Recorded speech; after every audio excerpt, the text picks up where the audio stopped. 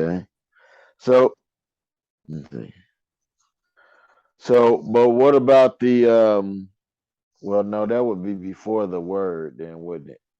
Or would it? When it says that the word lives and the living word, that him dying came before the word, right?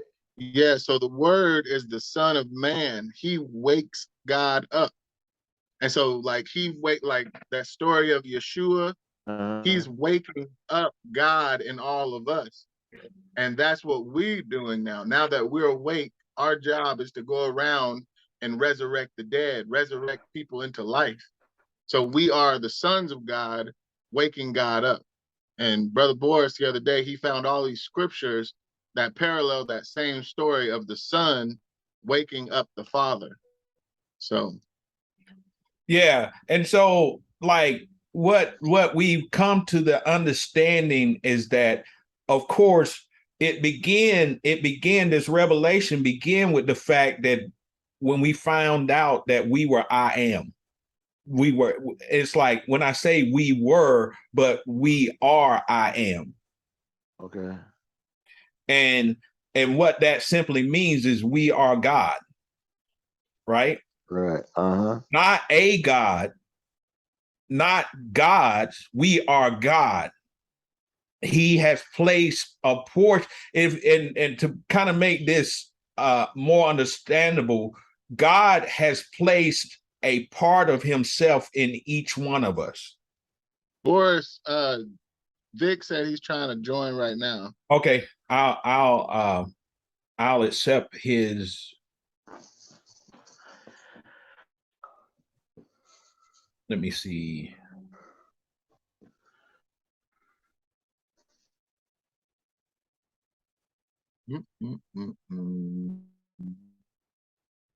All right. It doesn't show.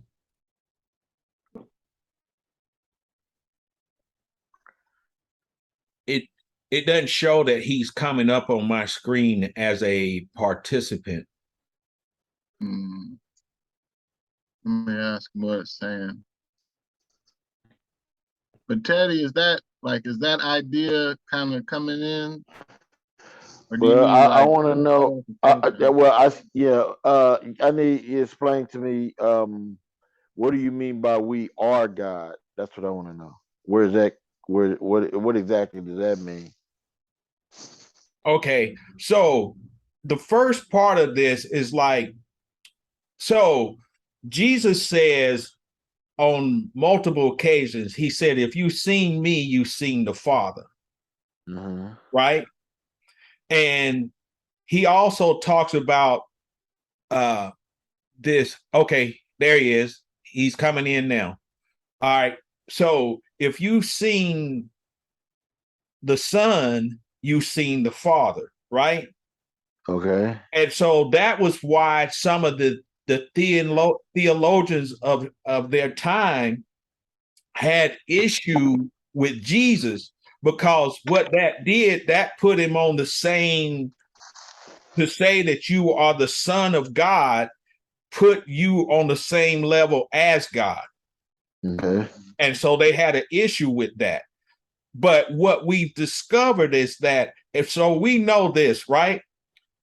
We know this as the first part of it. So we have the Father, the Son, and the Holy Spirit, right? They're all God, right? Some people would say they're aspects of God, right? And so Jesus is the Son of God, but he is God in totality, right?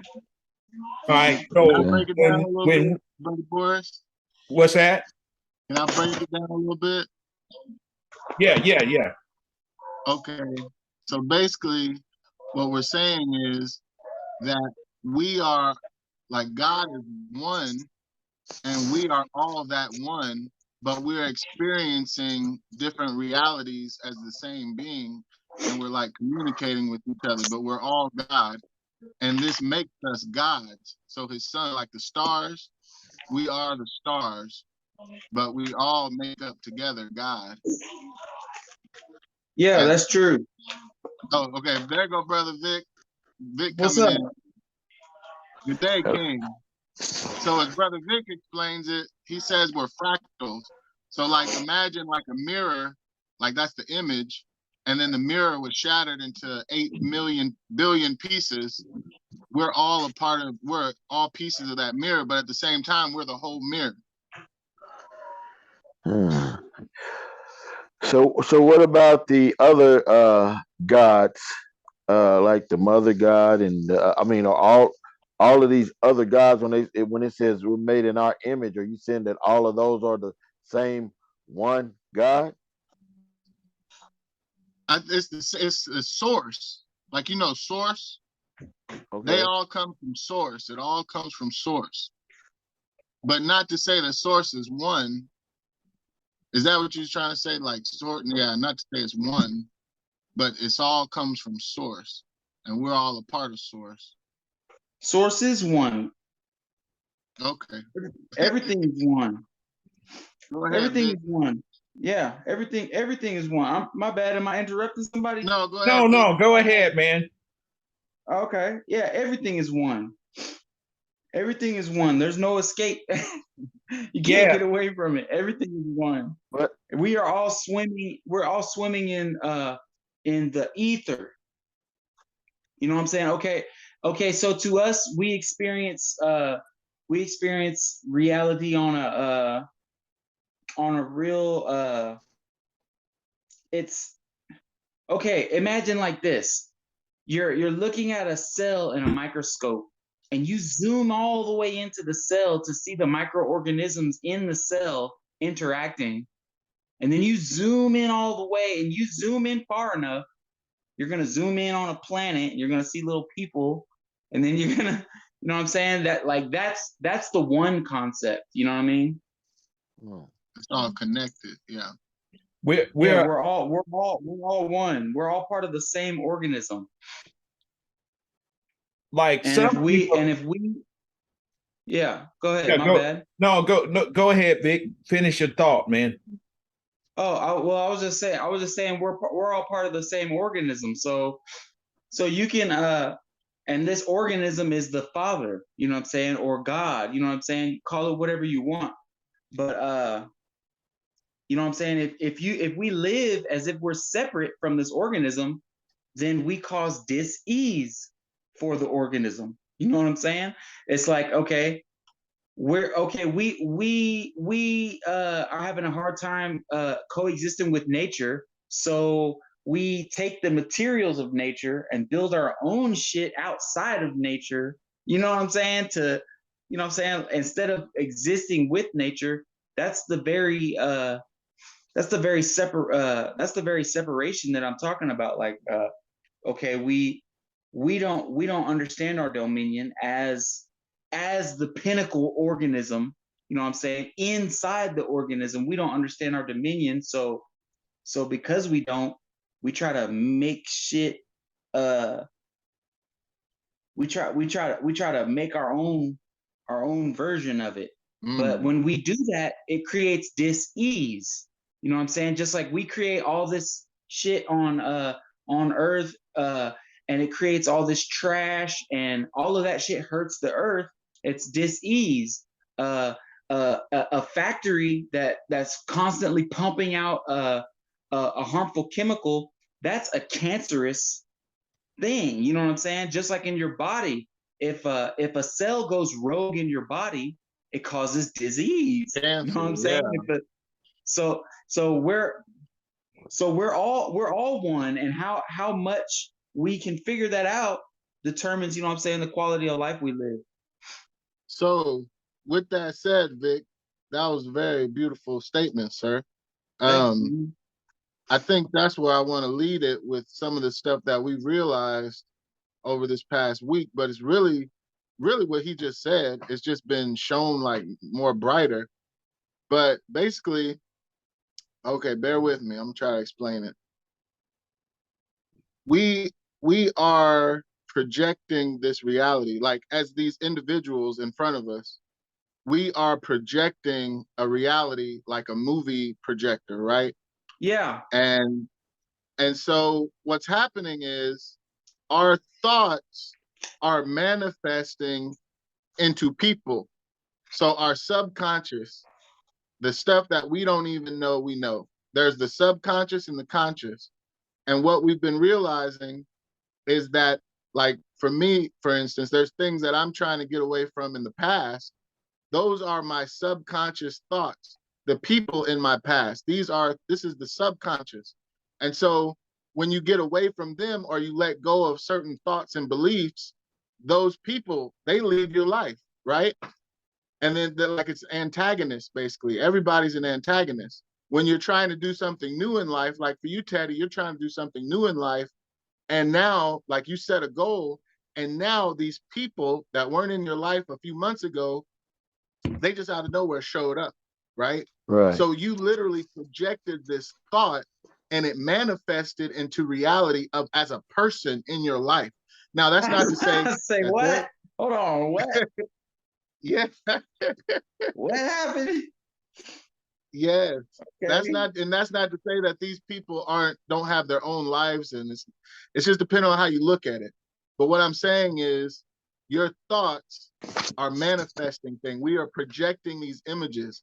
And so I've seen so many cases now in my life and in other people's lives where they've been wanting to manifest something in life, or they've had the thought, or let's say they want a new lifestyle, a new lifestyle. I'm using different terms, but they want a new lifestyle, and the person that they needed to help them was projected in front of them, right? This projection, but it came from them because we're the same. We're all the same thing.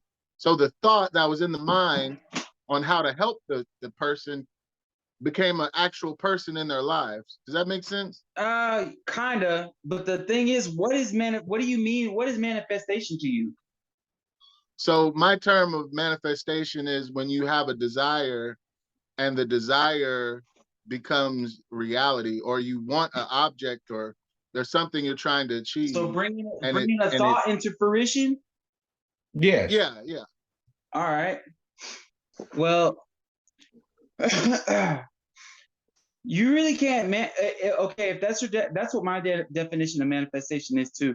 You really can't manifest someone into to manifest someone into being, you have to have a relationship with them. And then even your relationship with them, they have to be a woman.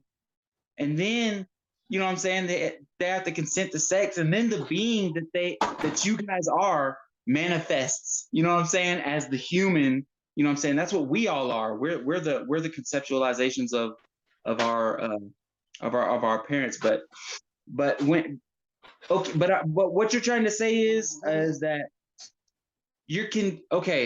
I'll put it in layman's terms.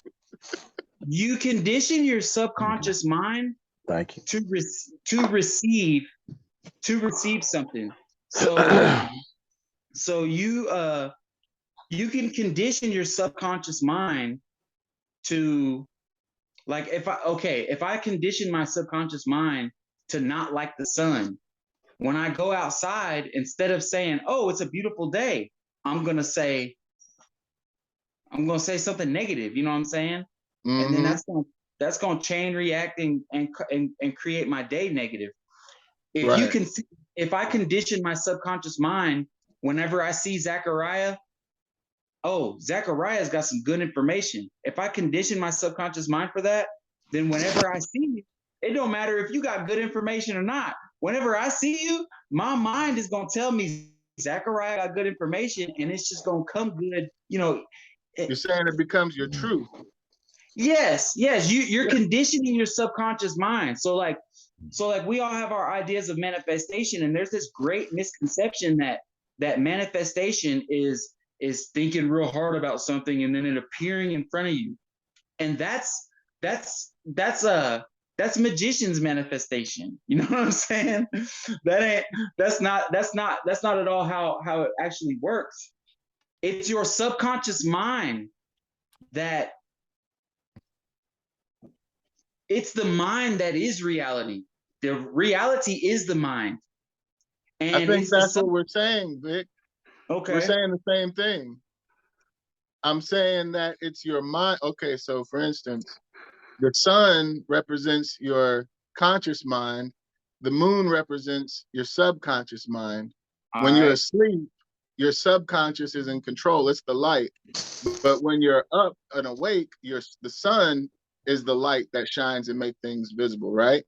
So what I'm saying is your reality is the subconscious, right? Yes. So yes, you condition your mind into this thing that you're trying to pursue in life. Yeah. And then the antagonist shows up. That's coming from you, from your mind. And yeah, so that comes from your conditioning. Yeah. You know what I'm saying? You're talking about conditioning your subconscious, right? Yeah, because if you hadn't conditioned yourself to receive it, then they would have showed up and it would have walked right past you. Yeah, you wouldn't have recognized it. Yeah, you have to be able to receive it. So it's just we're saying it a different way, but that's what we're saying. I'm using terms they use out in the world. So yeah, like the way I'm seeing it is this is an algorithm, it's a program, it's a computer program. And so literally, if I want to do something new, I have the thought and I like believe it, let it go, whatever, then that somebody is going to come, an antagonist, because I'm the protagonist in my story. An antagonist is going to come in and they're going to help me or push me into that direction, right?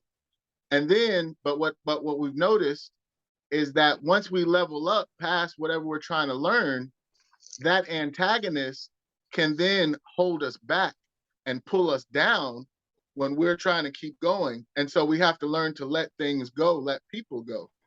And so that's what we've been experiencing from this past week. And Boris has been experiencing it. And what we've been seeing, at least for me, I've been like walking around in this life, going to these different places and realizing just how much like the past, these subconscious ideas in my mind show up in this reality and how they're like constantly trying to get me to give it attention, right? And keep it in this reality instead of moving forward onto the next reality, if that makes sense. Oh, okay. My bad. I thought you were saying that you thought real hard about something and you manifested the person right before your very eyes. No, it can kind of be seen that way.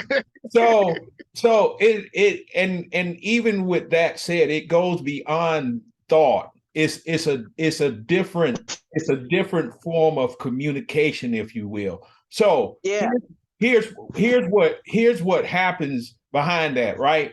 I give you the classic example, and this is just a basic deal. And I was telling Zach about this. I was at Sam's, and I walked into Sam's, right? Hey, Sam, how you doing, man? I'm good. How about y'all, man? I'm doing good. Hey, this is Sam Tyler coming into the group, guys. But yeah, I went into Sam's Club, right? And I walked back. In my mind, I had in mind what I wanted to purchase, right? And so when I went back there to the aisle to where it was laundry detergent. So I went back into the laundry detergent department, but I couldn't find what I was looking for. I didn't say it to anybody. I just had in my mind what I wanted. Yeah. Well, as I was about to leave the aisle, this gentleman came around the corner with the exact item that I wanted and said, "This is what you're looking for, right?" I didn't have a conversation with him. I never met the man in my life. But when he came around the corner, he was holding in his hand the exact thing that I wanted, and he gave it to me. I didn't have to go find it. Yeah, God is good. It was given. I said, God is good. But for me, what I understood from that I was projecting out what I wanted, and it was brought to me. Mm-hmm. Because God, that guy was God, and he's the same as you, and he knew what you want, and so he brought it to you. You talk about like telekinesis, him not even knowing it. I don't even know if it was. I don't. And here's the thing. I don't consider it telekinesis. I just understood that my inward thought. Not that I thought. I wasn't even trying to think of. Okay, I'm gonna go in here and I'm gonna think real hard and I'm gonna have somebody do this. Right. I never tried to do that. All I had on my mind was what I wanted to buy, and it projected out to someone so strongly that not only did they didn't show me where it was, they picked up the item and brought it to me. And for me, I call that the God communication system. I believe that we have that ability to, and when it says you speak those things that are not as though they were, but it's a deeper than just thinking real hard on something. It's a deeper understanding. Yeah, it's big deeper. It's way deeper. It's the feeling associated with it. And then it's the intention behind the feeling. You know what I'm saying? And that wasn't my, and that, like I said, that wasn't my intent. My intent was not to go into there and have somebody bring me what I wanted. But when I went in there, I was broadcasting and didn't know it. I was broadcasting my desire, so to speak. And sure enough, like I said, I never met the man before.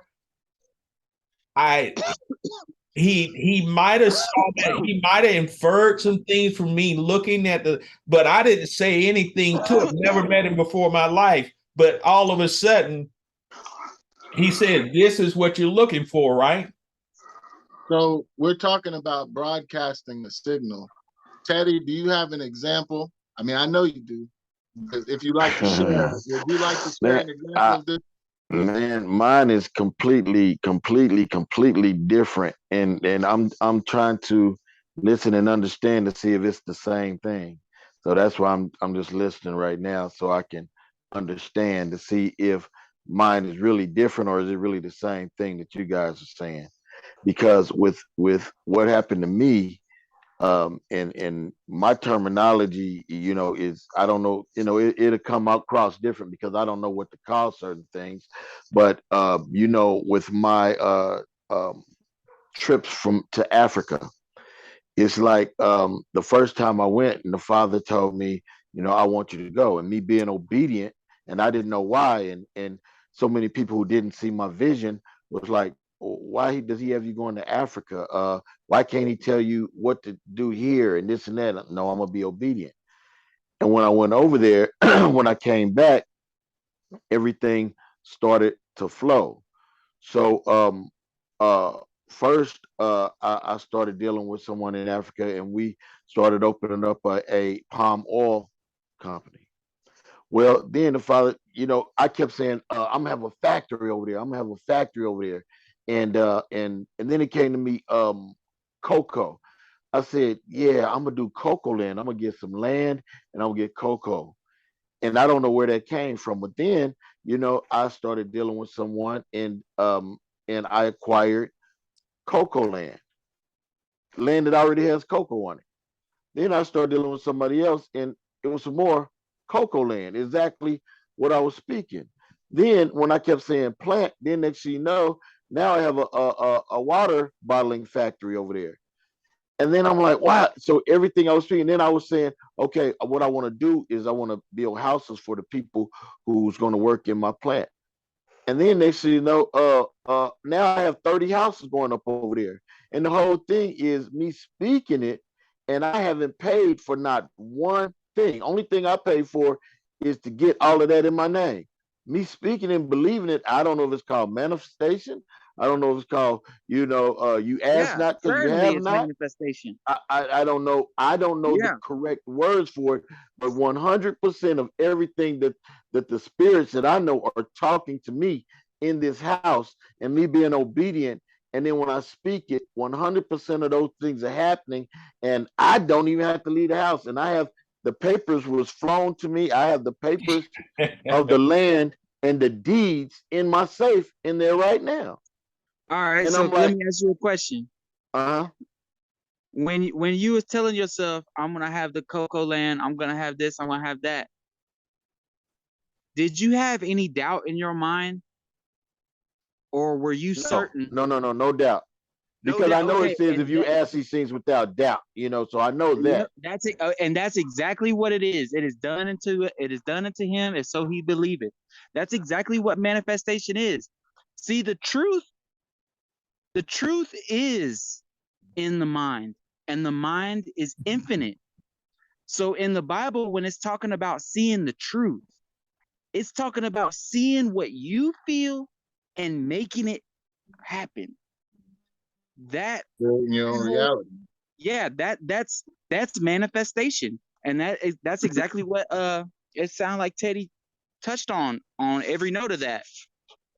Well, I think the thing that kind of that I'm kind of wondering about, Vic, is and I don't say no to anything, because I know when people have knowledge and the Most High has blessed them with that, you listen and then you take it in. You might not get it until later, but the thing that I want to understand is I've always understood that I am a God, and what I do is I speak those things. I say, I am a God. And when I say it's going to happen, I call those things in. So money come, land come. But now today, we're saying, or you guys are telling me that we are God. And that's the part that I need broken down to me. Okay, Teddy. Here, I got you. You and the Father are one. Okay. But your Father is greater than you. Okay. You know me? That is the whole. So yes, you are you are a God. We are gods. And all of us put together equals God. Because before we used to say that we're a part of it, like fingers, like every part of us, we have a different job to do. Well, yes. But that's exactly right. And the Bible talks about not every member can be the nose or the eyes or the hands or the fingers. Not the body. But they are all part of what? One body. Yeah. They are all part of one body. And this is that oneness that we're talking about. Just because, and this is like what Vic was saying earlier about disease, right? When you're functioning, let's say you're a foot, but you're trying to function as a ear. Right. That's out of order. That's disorder. Disorder, yeah. And so this concept that we are independent of God is blasphemy. It's blasphemy. It's really sin. That is the root of sin. To think, hell yeah, it is. To think that we could do anything independent of God. It's straight blasphemy, yo. It's straight blasphemy. So to clarify, when you all are saying independent of God, what you're saying is this separation, and I think we've all experienced this from different churches, where you are here and then God is up there and you're praying to something or something outside of yourself, is what you're saying. Not seeing yourself as God. Is that what you're saying? Yeah, it's like for me, it was initially I was thinking that we were a God. But I understand this, but like Jesus made many references, including the reference that you made, Vic, that we are lesser. Even Jesus said that I am less, I think is what, John 14. He says, I am less than the Father that sent me. Right. But how can we be less and be the same thing? Because he and his father, okay, it's like this. Your pinky on your hand. That pinky is you. But it is not completely wholly you. You know what I'm saying? Okay, it's a part of me. It's a part of, your blood cells in your body, they are singing to each other. We are all Teddy. but Teddy is certainly greater than us. You know what I'm saying? Look, check this out, Teddy. I am the version of you that's saying this. You are the version of me that's listening. That's listening. Zachariah is the version of us that's laughing right now. Boris is the version of us that sparked this whole conversation. You know what I'm saying? We are all versions of each other, and we're interacting with each other. You know what I'm saying? We are all God. You know what I'm saying? Yeah. Like, Can I chime in on that? yeah. That was the point I was trying to make. But I think we all have different, because we're all parts of the different bodies, we have different terminologies. And so it means different to different people. But that's even that's how me and Teddy met. He literally had a thought about Hebrew Israelites. And at the time I was studying that, and literally I showed up at his front door. At the front door. He didn't have to leave anywhere. Been living next to him for a few years. Didn't know this dude. And then just one day, I saw somebody with a beard, and I got a beard oil. So I said, hey, this is an opportunity. Let me go over here and talk to him, not knowing that we're all we're the same thing. We're just answering each other, the subconscious. Yeah. So And I understand where you're coming from, Teddy, because like I said, is the thought process of it's almost easier. And I feel like that is something that that being separate from God is a total human concept. Yeah, man-made concept. But what about devil worshipers? They're completely separate from God. No, they're not. The devil is their God. No, well, okay. They can say whatever their God is, but the thing is we're all inside of God trying to talk about what God is. So, you know, they can say, okay, like if I wanted to, I could say my God is this leaf that I just picked. I don't know if y'all can see me on my camera. Oh, I'm not on? No, you gotta press that camera mode. We see a big V for victory. I'm gonna start the video. Allow Zoom permission. Allow. Yeah. Permission. Can you see me? There you go. Yeah, I see the leaf now. Hey, how you doing, fellas? Everybody out in the wilderness. Yeah, okay. All right, I forgot what I said now. You said just like this leaf. You said that they can say that that's their God. Yeah, but just like they can say that leaf is their God. I can say that this leaf is my God, and for certain, this is how powerful my mind is. My mind is so powerful. This leaf can become my God because I say that. You know what I'm saying? But the thing is we are inside. We're inside God.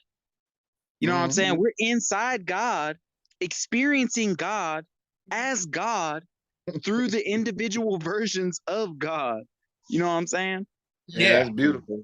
Yeah. So we can say, a devil worshiper can say, oh, the devil is my God. But really, the devil worship is a great misconception, because the whole what Satan only means inner adversary. That's all Satan is inner adversary. That's it. Freaking Lucifer is just light bearer. Lucifer is light. Well, how can light be bad? How can Lucifer be bad? It says Lucifer from heaven to earth fell. Light fall. You know, how Lucifer. Yeah, how can Lucifer be bad? Well, if I give you light, and you take this light and you use it for an egotistical purpose, all of a sudden that light is evil. You know what I'm saying? So that's the whole, that's really, you know what I'm saying? There's so many misconceptions that medieval times, the years between 700 AD and 1400 AD, in those years, there's so much muddled misconception that was taken from the word and turned into these mystical fucking fairy tales. The Dark Ages. Yeah, they call it the Dark Ages and medieval because that's exactly what it was. And they took these ancient documents and they twisted and muddled them up in their mystical misconceptions of what we think the shit is today. And so now people think that Satan is a fucking horny devil looking dude with a pitchfork, you know what I'm saying? Instead of the inner adversary, which only shows his face through your actions. So really the only way to battle Satan is to check yourself. You know what I'm saying? Like, but the church doesn't teach that. They want to teach you that Satan is out here and we have to go, we're searching out here to fucking battle Satan. Jesus never said search out here to battle Satan. God never said search out. You know what I'm saying? People are coming up with their own shit. You know what I'm saying? I'm rambling, but you guys hear what I'm trying to say? Yes, King. Good. This is true. It's all true. They give it power that it doesn't have, but it's really, from my understanding, it's the inner conflict between the conscious and the things that have been programmed in you from the subconscious from others around you. Yes. And so Lucifer, or we are Lucifer, we are the stars that have fell from the sky. We are man. The sun and the seasons is an example of our story. The sun has risen in the spring and it brings life to the world. And then in the summer, it gets too hot and then it starts to scorch the earth. What you're explaining, the fall, it falls and we die. Winter. And what you're explaining, the seasons of life are also the seasons of the development of the evolution of mankind. You know what I'm saying? And at our highest pinnacle, we on this earth is utopia, quote unquote heaven. At our lowest pinnacle, you know what I'm saying? We're killing each other and slaying each other and not even caring about one another and don't even recognize one another. That's hell. Heaven and hell are states of development and are states of human developmental consciousness. They're not some freaking, alternate, you know what I'm saying? Like, I don't know what people imagine, they think when you die, you go there and this and that. Yeah. Okay. Yes. When you die, you do go to heaven, because heaven is like the storehouse, you know what I'm saying, for all, you know what I'm saying, for the developing spirit, for the developing energy. You know what I'm saying? You go to heaven, and when you get there, you say, oh, dang, this is tight. And then after you spend a while there, you say, is there anything else? You know what I'm saying? And for sure there's something else. There's existence. And you know what I'm saying? Well, you then draw into your development for manifestation. My bad. Go ahead. Hey, can I read a scripture, and it kind of addresses this problem, and it, not the problem, but it addresses the issue that Vic was touching on about you can hold up a leaf and say, I worship this leaf, and it's God, but it's not. But here's the thing: there will come a time when everybody will acknowledge God. All right, so, and this is Revelations 14 and 11. And it says, it's written, as I live, says the Lord, every knee shall bow to me, and every tongue shall confess to God. And that's what it says. So what does that mean? It explains exactly what Vic was talking about. Whether you acknowledge it now, but at some point you're going to acknowledge God. Yes, and you know what? There does exist a world where all mankind kneels before God. There does exist a world where all mankind acknowledges God. That world exists in the future. That future is utopia. That utopia is written about in the end of that revelation. You know what I'm saying? All of this exists.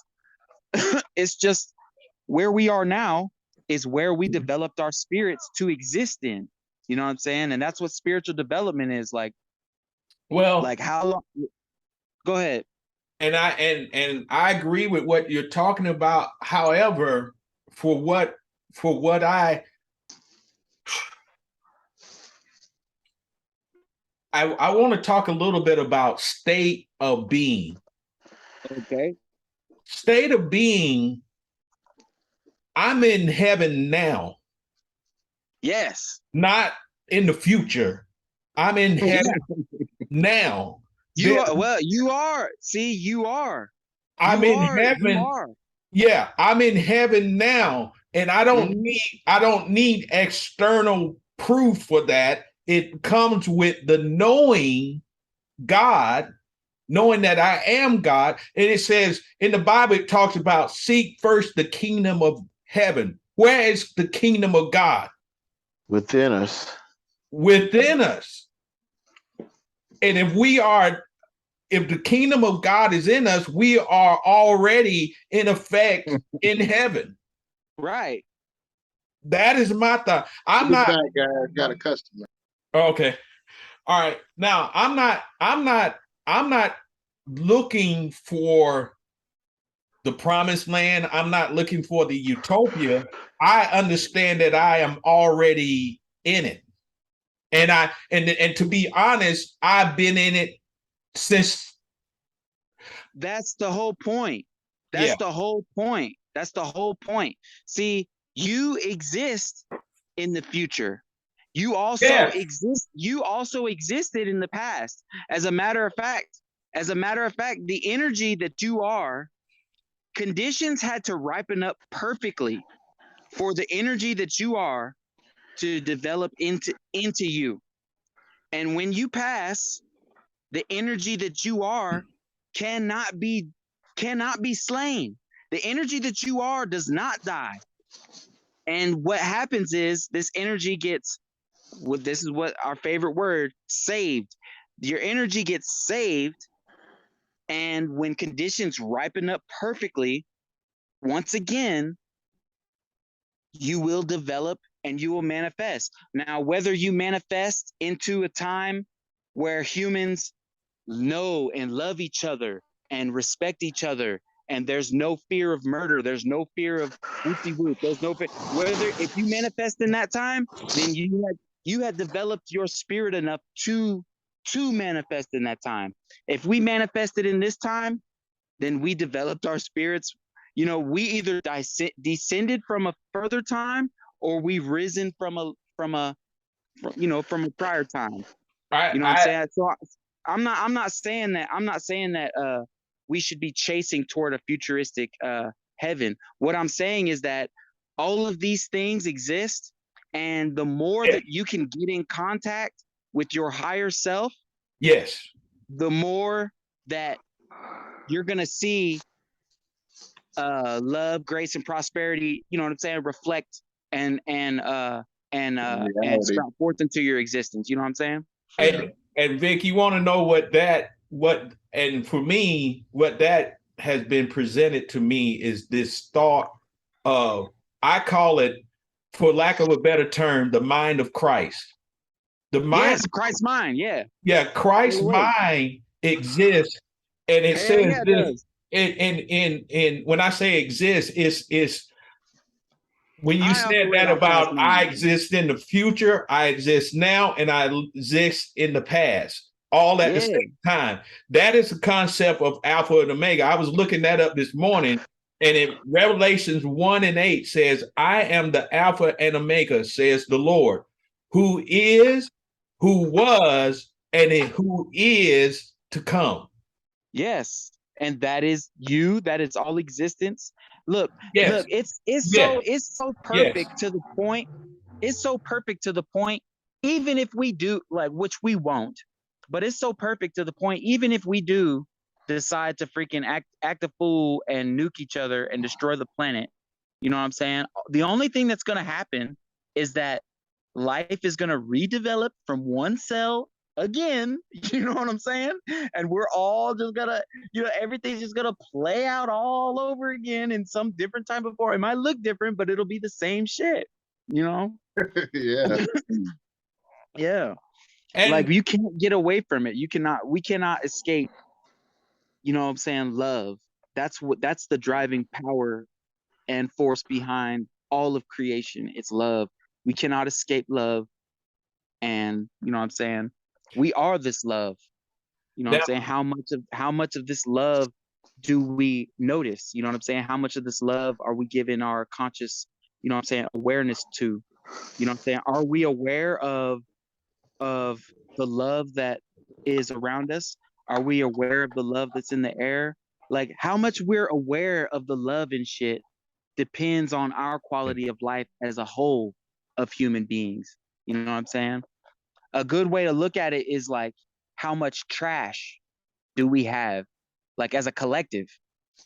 Because really, at our highest state of being, and a human's highest state of being, there is no such thing as trash. Mm. There's no such thing as trash because nothing is ever wasted. Not even your waste is wasted. You know what I'm saying? So when to a good determination to see where our development, where our collective awareness is how much trash do we, you know, what do we call trash? What resources are we consuming without replenishing? You know what I'm saying? Are we parasitic to the planet, or are we, you know, and if we're parasitic to the planet, then we're going to be parasitic to each other. If we're going to be parasitic to each other, then that means we can't trust each other. And if we can't trust each other, then that, you know what I'm saying, that must mean that we're, our collective awareness is not really that great. You know what I'm saying? Well, I can I wanna- ramble on, man. I'm sorry. I want to talk to Teddy. That man, Yes, sir. you remember a long time ago when you asked the question about at the beginning of this session. Uh-huh. Did you get any kind of an answer from us? Because I'm like Vic, I tend to ramble on, and we kind of had diverted off into the subject. But I want to make sure that your question that you had in the beginning was answered. I think it was about manifestation, right? Well, no, I was asking about, saying that we are God and not Okay. we are gods. That's just like I was thinking, because as you guys talk, I kind of put it in my mind, and I kind of, okay, how does this work out? Like I'm thinking, well, what about the people who have, as people would say, was dealt a bad card? Like if they have, um, parents die, cancer, kids die, Yeah. just a bad, and always in depression. Where do they stand in all of this? They are God, just like we all are God, but Okay. their awareness, they direct their focus toward the negative things. And because they direct their focus toward the negative, they condition their awareness for it. And since their awareness is conditioned for negativity, then that's what they absorb. And you know what I'm saying? That's the whole state that's called depression. You know what I'm saying? Mhm. You know what I'm saying? They are God too. You know what I'm Can I saying? break that down a little bit, Vic? Because you talk very highly intelligent. My bad, man. My No, it's bad, y'all. good. But I think what you're saying is, and kind of to go off of what you were saying earlier, maybe in their former state of being, they were going in a downwards.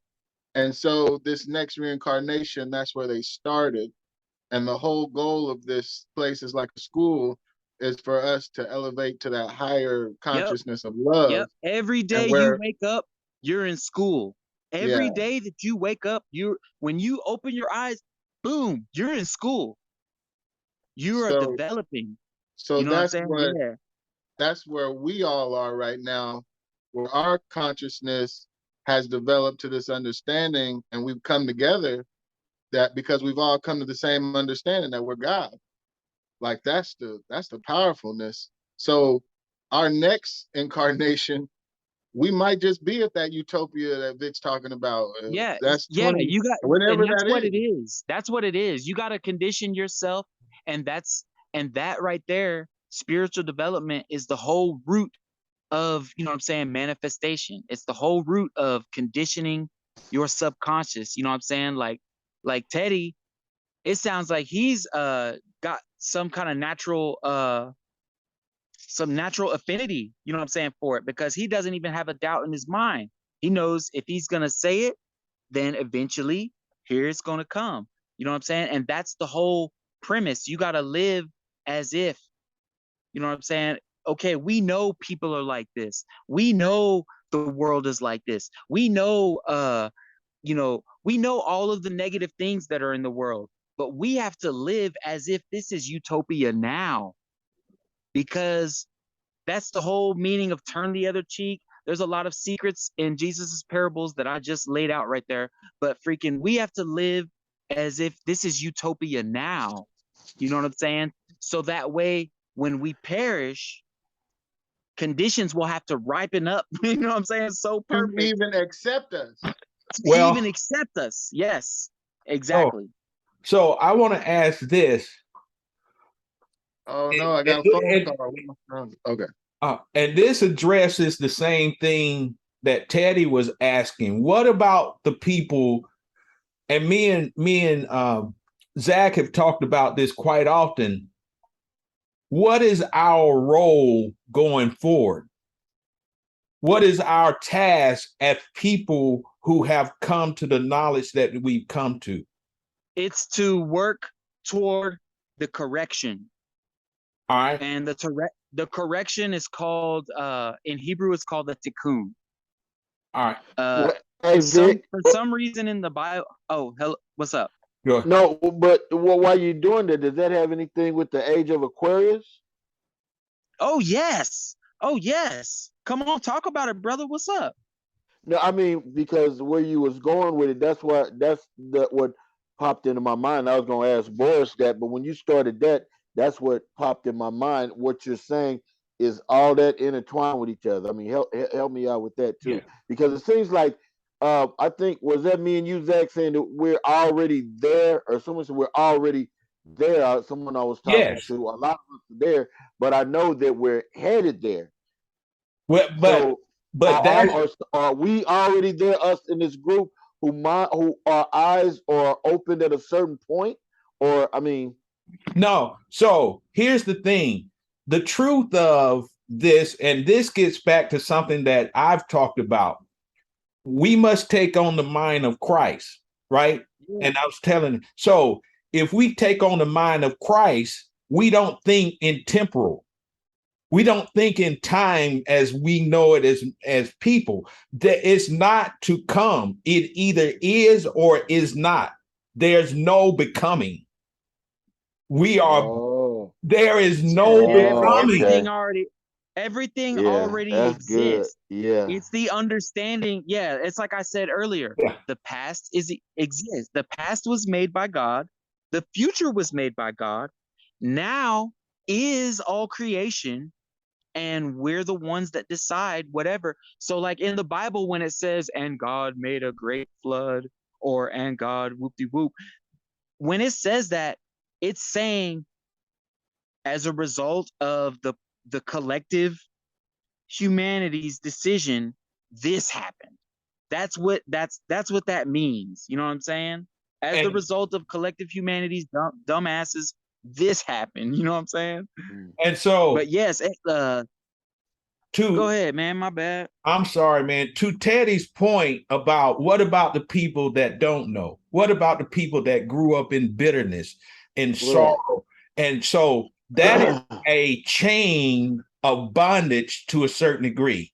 Now, but your freedom has nothing to do with the physical things that are going on around you. This is why it's important that we tend to focus on the physical of affirmities and the afflictions and the bondage that we have. But true enslavement happens in the mind. If your mind is free, like what you were saying, if your mind is free, then your state of being. Now, here's the thing.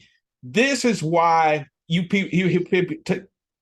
people have bitter injuries. They have things that go on. They have all incest. They have all kinds of stuff that happens in their life. However, there's some people that find joy. And where is that joy at? That's the joy of the freedom that you have in God. And so what happens is, another point to this. Now, it's easier said than done. I will admit, it's like there's a scripture, and this is the scripture that I kind of started looking at because of Zach. It says, our task as people who are in the know, right, who are in the know, it says, give justice to the weak and the fatherless, maintain the right of the afflicted and the destitute, rescue the weak and the needy, deliver them from the hand of the wicked. And it says, the way that they wrote this is Psalm 82, by the way. And they said, they have neither knowledge nor understanding. They walk about in darkness. All the foundations of the earth are shaken. So Psalm 80, what? Psalm 82? Psalm 82. So what that's, to me, when I read that scripture, even though Zach had been giving it to me, but I didn't have that understanding. It's like, with this knowledge, we're not to sit on it. Our task is to what? Spread the good news. Now, like I said, there are going to be people in bitter poverty. They're going to be people, actually, they're going to be people who are wealthy, but they're in bondage because they don't have this information. Or what Zach has said, me and Zach have talked about this, they are asleep to who they are. Our task is to be the light or the reminder that they are God. Now, what difference does that make? You might say, you can be bitter poverty. You don't control where you're born. However, you can understand with this knowledge, understand that there is freedom from all of the things that this world has to offer, good or bad. There's Brother Boris, real quick, Yeah. not to cut you off. You're saying with this knowledge, all these things can change. these things. Your whole reality can change. And but I don't want you to think it's a physical change. Mm-hmm. Right. The things we're talking about are higher things. We're talking about higher all the higher dimensional, higher mystical dimensional things is all in the conceptualizations of the self. You know what I'm saying? You know what I'm saying? It's up to you, you know what I'm saying, to tell yourself that you're grateful, you know what I'm saying, for whatever's around, enough for you to feel good enough to start going out and trying to spread the good news. You know what I'm saying? You gotta, it's all, Well, and I'll say this. You know what I'm trying to say? Yeah, to understand what he's saying, I understand what you're saying. And the thought process of this, and this is because I've asked the question. I was like, so God, with this information that we have, what are we supposed to do with it? This power that we have, the I am that we are. What are we supposed to do with that? We're supposed to work toward the correction. And so we're supposed to do the same thing, because Jesus was the example. Not like, for me, salvation is no longer about keeping you from going to hell. And it is in kind of a way, but salvation is more about, you don't want to exist. My bad, I'm not cutting you off. I'm just saying it is about not going to hell, because you don't want to develop your spirit into a time where you have to redevelop into some bullshit. You know what I'm saying? You don't want to repeat this cycle. You don't want. You don't. Trust me. But the things that I'm talking about, a lot of, you know what I'm saying, they hint. You hear hinted. You know what I'm saying? A lot of times, Jay-Z spit this verse. You know what I'm saying, where he said, you know what I'm saying, if they put me in jail and I don't make bail, call my girl, tell her to send my mail, because now we know what hell looks like. That is some true shit. Like, you know what I'm saying? Like, basically what he's saying is he descended from a future, you know what I'm saying? And he's consciously aware of it. And he sees, holy shit, this is hell. And when you understand, like, okay, You can drive down the street and a person does not give a damn about you. That is something that we're all desensitized and normalized into thinking that that's normal. But that right there, if you really understand the teachings of Jesus, the teachings of Abraham, the teachings of, if you really understand what God is as a whole, and we live in a time where I can look at my brother and he doesn't even recognize me. People can be starving. You know what I'm saying? This is truly, you know what I'm saying? Yeah.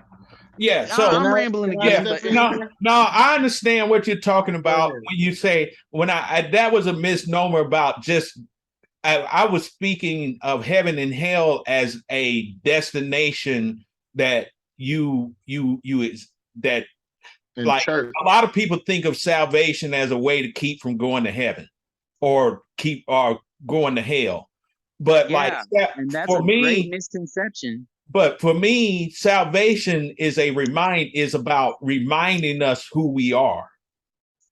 And we are saved from heaven or hell because we have the understanding of who we are. That even though our flesh might be burning, but our spirit is alive.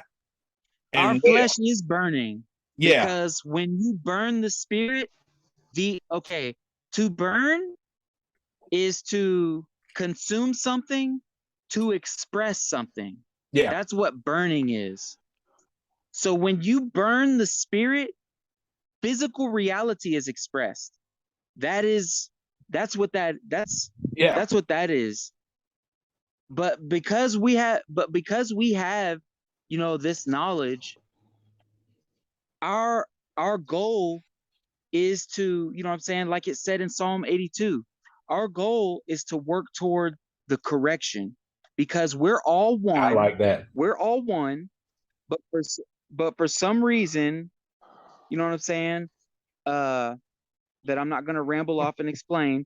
We shattered into millions and millions of different parts, and now to just like a puzzle piece, now to come back all as one again, we have to correct there's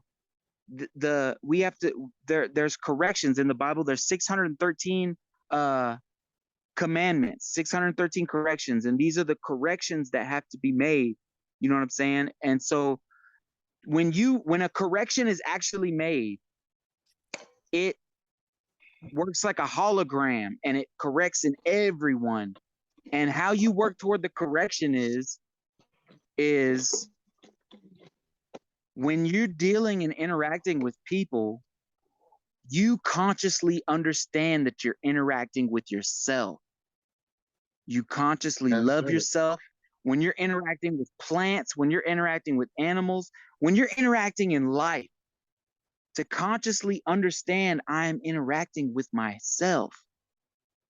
That's working toward the correction. And it gets so powerful to the point where you'll be able to look at people and automatically correct their bullshit. You know what I'm saying? Like a person can be looking at you with disfavor.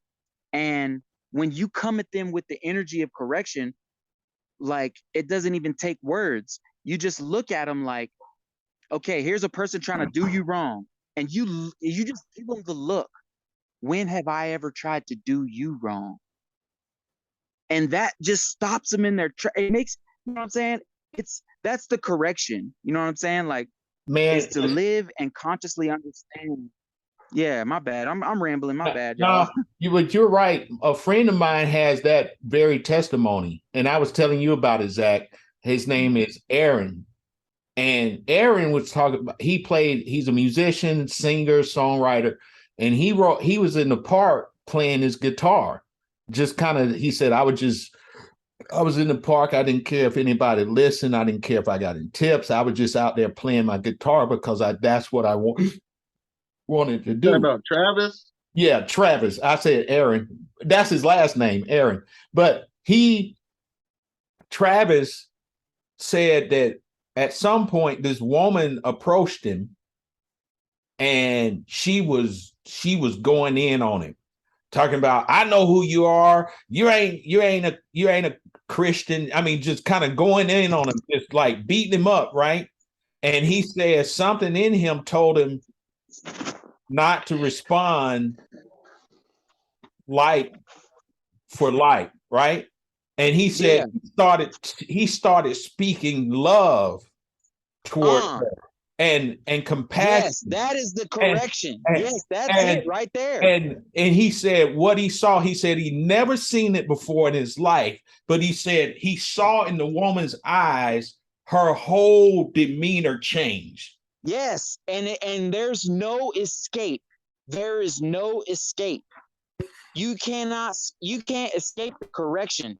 If someone has the intention and desire to do wrong, and in that moment, the other person comes with the energy, with the great divine energy of the correction, then if the other person follows through, holy guacamole, woe is them. You know what I'm saying? Like you said, that shit right there. That woman did. He said what rose up in him, he spoke things into it. He didn't tell her that she need to correct herself, she need to stand back. He just simply said, I spoke love. And he said, that's it. And what happened with the woman, he said he saw her whole countenance change, that her whole kind of wall or whatever it was that she had came into the conversation with, he totally dismantled what she had intended, and to the point where she said, you're not who I thought you were. See, the thing is that woman walked up to him with an evil intent. She was being plagued by the adversary. At that moment, that woman, Satan, you know what I'm saying, was working through that woman. You know what I'm saying?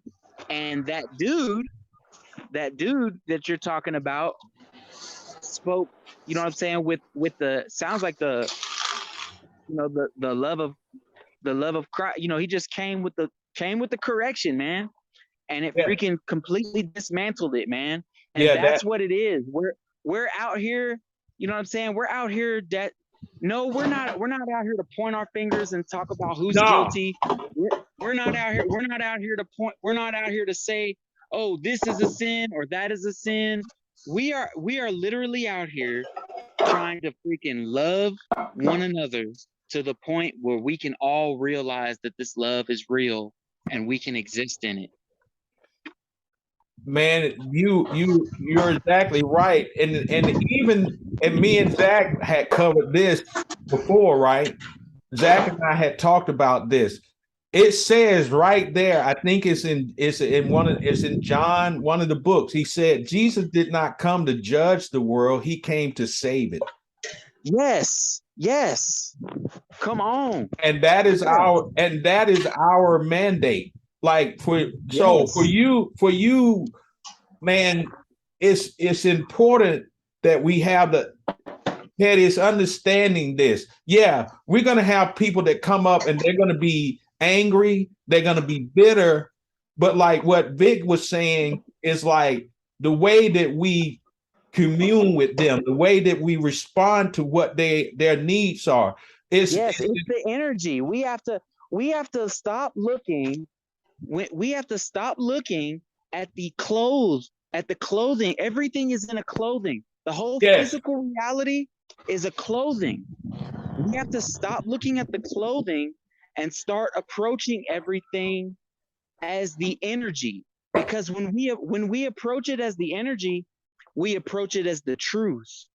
You know what I'm saying? Like, here's this person and they're irate.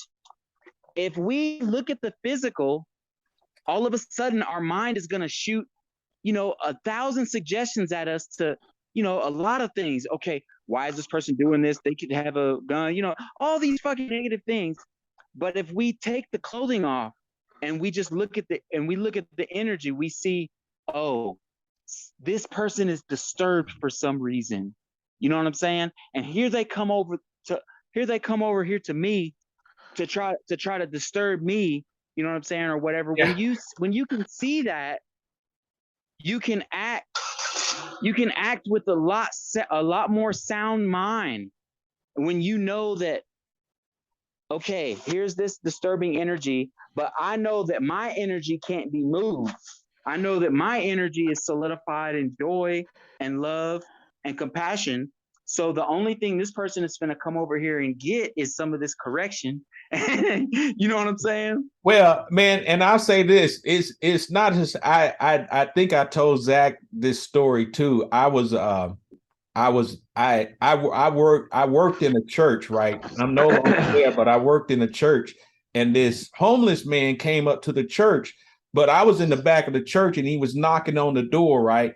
And I didn't let him in. But when I finally heard him at the door, I walked out there and he had walked around the corner and was peeing on the side of the church, right? And I went out there and I'll tell you this, man, my intentions were not to lay hands on him in a good way. I wanted to lay hands on him, not in a good way, right? But then he came in, I was like, man, why are you doing this, man? You need to. I was getting ready to go lay in on him, and then he looked at me and he said, I need help. And that immediately changed my spirit. Yeah. And when I saw that, and at the time I didn't know this about the God in me. I wasn't thinking that, but I felt the God in me say, minister to him. Yes. And it changed my whole condition. And so I began to minister to him rather than berate him for what I felt he had done injustice to, to the house of God. He's out here peeing on the house of God, right? But he was in need. He was a homeless man. And then he told me a story of how his brother and his father had passed away from alcoholism, and that how he felt that he was going down the same road. And we talked, and I ministered to him. But like I said, it wasn't the initial move that it said. I think the spirit of correction rose up in me, and it said, minister to him. Yes. Well, my question was, exactly how it works. You were in a church, right? You said you was in a church, and you seen him doing that. Why was the first thought of mine to put hands on him as a man in the church?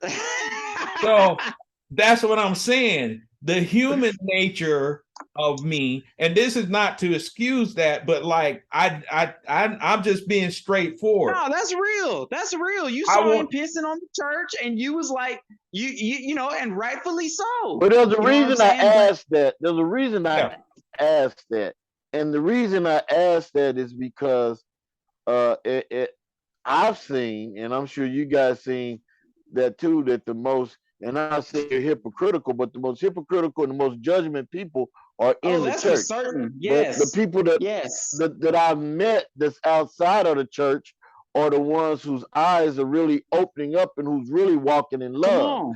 So even though you're a place where you should have been walking in love, you were in like a hypocritical state, but now you're not in that place, that building that should be walking in love. Now you're actually walking in the love that you should have been walking in then. Is that right or wrong? But like I said, it was the human nature that spoke first. But then the God nature the God nature that I am rose up and rose above that. Even though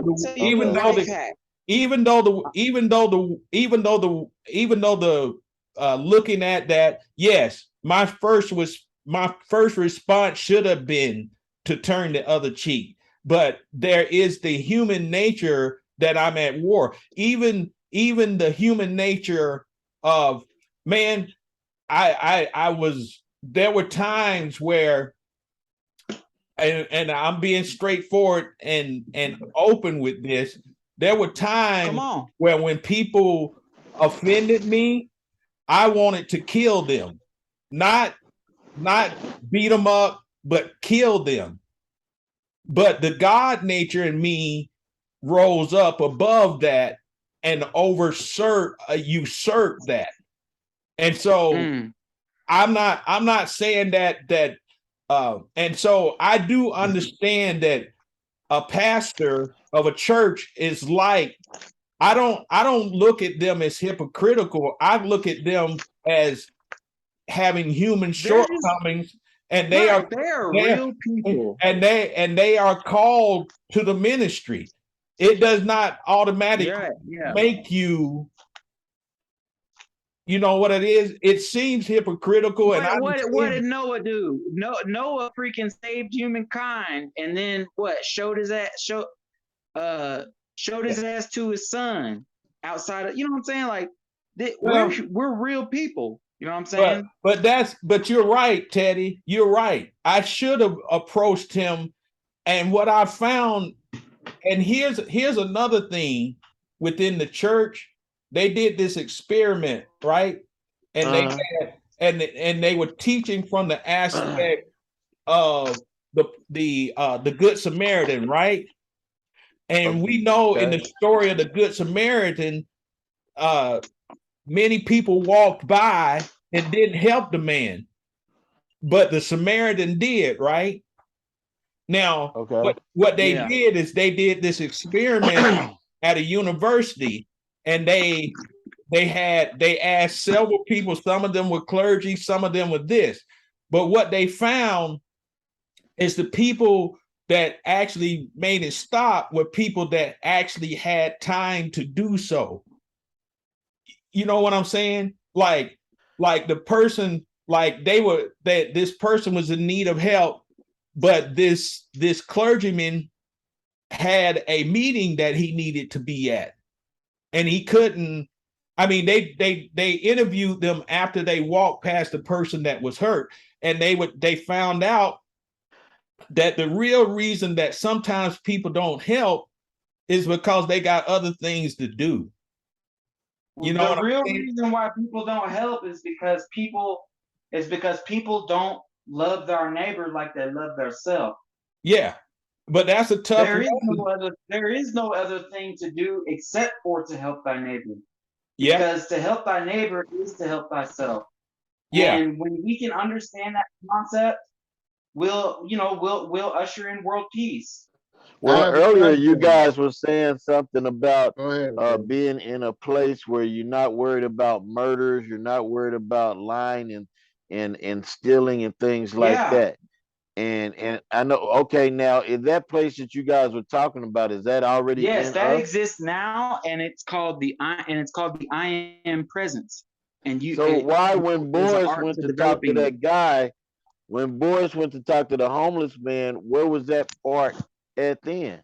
It was there. And I'm just asking, I'm not judging. No. I'm saying you're right. It was there. It was there. But because of really there's no excuse for it, Teddy.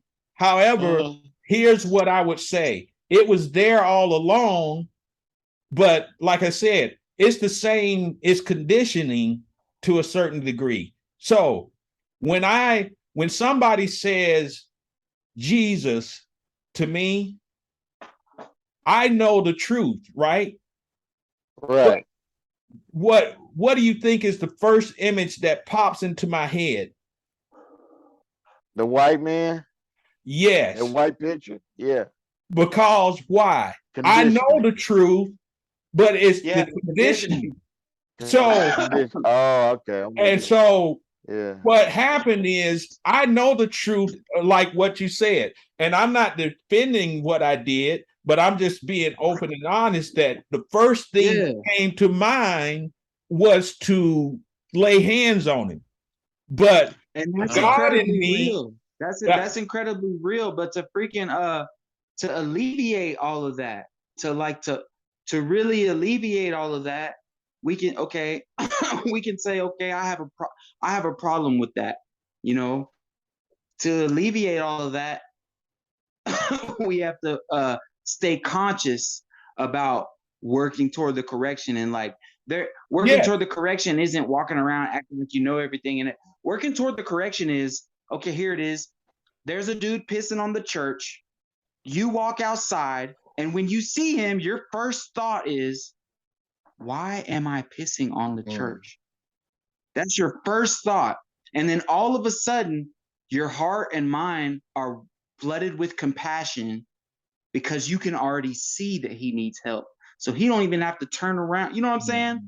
Like that's how you work towards the correction. It's like is whenever you're dealing with any interaction. Hell, my cat is sitting right here. Whenever I'm petting my cat, I know that what I'm actually, you know what I'm saying? I'm actually dealing with myself. I'm taking a breath in, I'm breathing in myself. I'm talking to you guys. I'm talking to myself. You know what I'm saying? I'm talking, I'm getting to know myself better. You know what I'm saying? By talking to y'all. Like, when you work toward the correction, you automatically gain Christ's mind, and then you start inhabiting the body. You know what I'm saying? So that way your presence is no longer your own. You know what I'm saying? You don't have to worry about being self-conscious. You know what I'm saying? About, it just hit me. This or that. It just hit me. Yeah, my bad. Okay. Yeah. I like this metaphor. So I already described this reality as kind of like the holodeck from Star Trek. Like, you can like do stuff, but what I think just hit me was, and they always show stuff like in a negative light to keep people asleep. So they'll take somebody and they call them bad, but they actually not the bad guy. But look at the Borg in Star Trek. The Borg, I don't know if y'all ever watched Star Trek, but they all are the same. They like think the same, like, and that's what you're saying. You're saying that having this salvation and coming into the understanding, the good news, as they call it, is that we are the same. Yes. And we are God. Yes. It's all one. And so when it talks about the biggest rule that goes above all the laws is to love thy neighbor as thyself. Come on. Yes. Talk about it. Thyself. Yes. As Brother Boris said the other day, well, he was talking about, you are the company you keep, because you actually are the company you keep. Those are your thoughts. And these thoughts are being projected as individuals, and you're having a conversation with those thoughts as yourself, and them as it's all one. So I appreciate did I lose anybody on that? Well, yeah, me and you, Zach, know that, but Teddy, I appreciate your question, because that is a valid question. Why was it that my first thought was to lay hands on this man and get angry with him?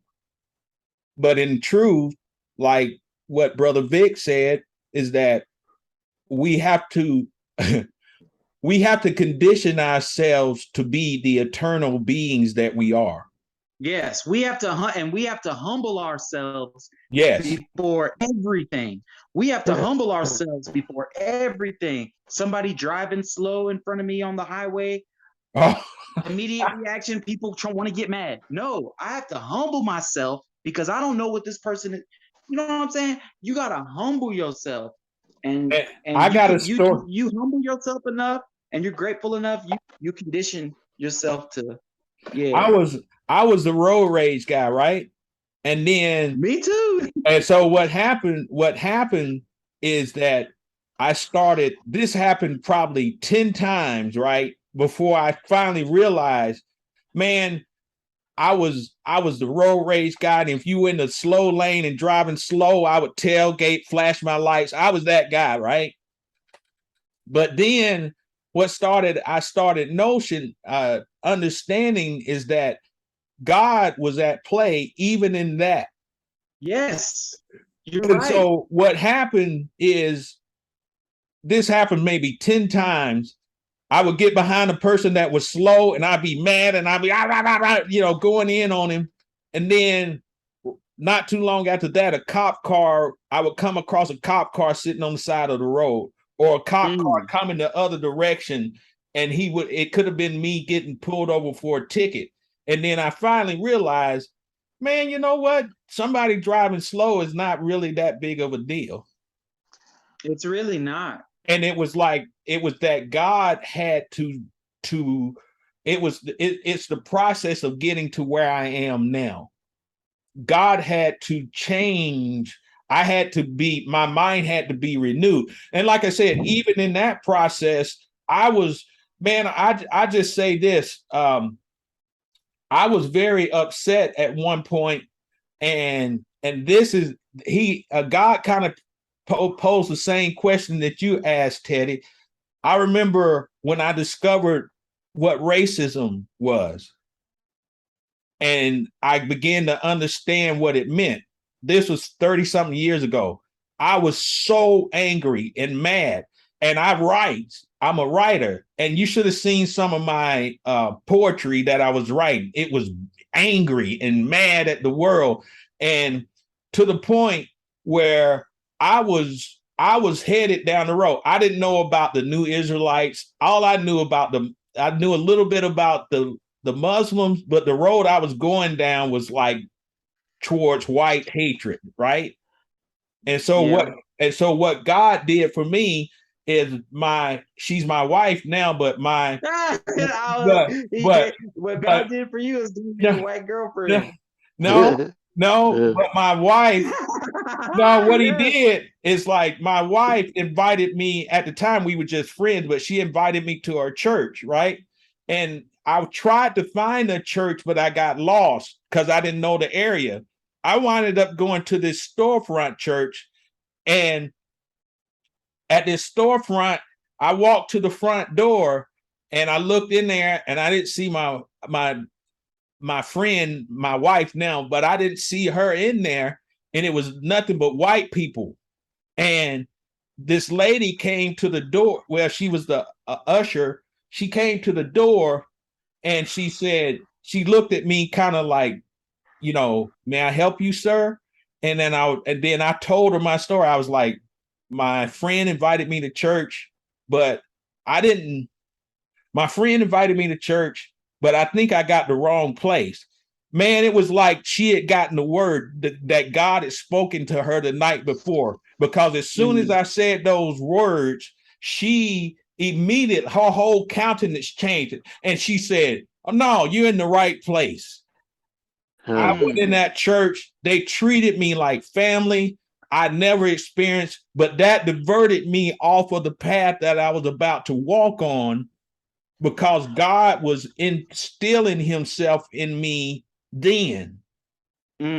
This was after I first got to Oklahoma. This, where I am now, I wasn't even close to there.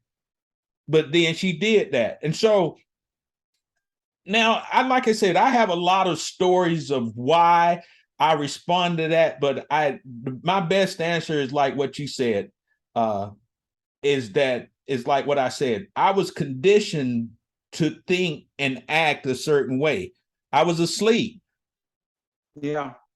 I was asleep. Well, and I was the same way. Out in the past, like my story is like a generational curse. Like my father was shot before, I was shot before, and in 2018, my oldest son was shot. So I was out in the streets heavy. So I know exactly what you were saying. But a question that I have is like, things are going, like I say, right now it seems like when I speak things, they're happening. So the other day when everything was happening and I'm getting, talking about my land, talking to the lawyers, I'm getting everything. And then next thing you know, a guy who's very stuck in religion didn't call anything. He just shows up at my door. My door is wide open like it is now, and he knocks on the door, and I'm on the phone. And I'm like, dang, what's going on? So I'm telling him things, and immediately he goes to, well, let me go get my briefcase and my Bible out of the car. I said, whoa, wait a minute. I said, brother, let me explain something to you. Me and you are in two different places, and I don't mean to sound mean, but I don't want to hear what you have to say, because that's going to go against what I believe in. I'm kind of and I tried to put it as nice as I could, but in so many words, he was telling me I'm going to hell for what I believe. And everything that we're talking about now, if he was in here, and he would be saying like, no, all of you guys are wrong. Y'all going to hell. yeah, stuck in religion. So I was like, well, I'm not gonna debate. And see, I got this Hey, thing where I bless my and Zach know who I'm talking about. His name is Frank. hey, But let me comment on that, Teddy, but you go ahead. Can I say uh something real quick? yeah, go ahead, go ahead. So I'll put it like this, because I had an encounter with him, but it wasn't nearly like that. But you know, I had been on that channel before where he was talking, Right. and his words, they were like, when I was talking, we was just talking about sage and how sage was beneficial, and Yeah. the way it went, it was so negative, and it was like those words, they like haunted me, they stuck with me, and then I didn't know what it was, but I know it stuck with me. But now I realize that's a part of your past, and that even coming up to your door, that's what we call opposition. He came up to your door to keep you in that mindset, not just to believe what he's saying, but to keep you mad at him and at the church and at that whole situation. So you had to, so you gotta, No, that's what that was. It was a test. no, Well, I know I was upset we that rest see of that day. And when I went to the gym, I had to say, man, why are okay, you letting this stuff? Huh? right What you then, say? we could, right then is a perfect opportunity. You know what I'm saying? To toward correction. Okay, here's this guy coming to your door, you know, that's passionate about whatever. You know what I'm saying? When you're dealing with him, you got to tell yourself, man,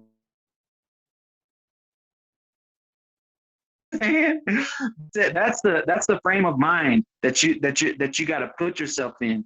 And you know what I'm saying? Glory be to God, that you're vigilant. You know what I'm saying? Because yes, we got to protect our energy from people who we understand, you know what I'm saying, might be on a different, you know, they're in a different place in their walk, like you said, and they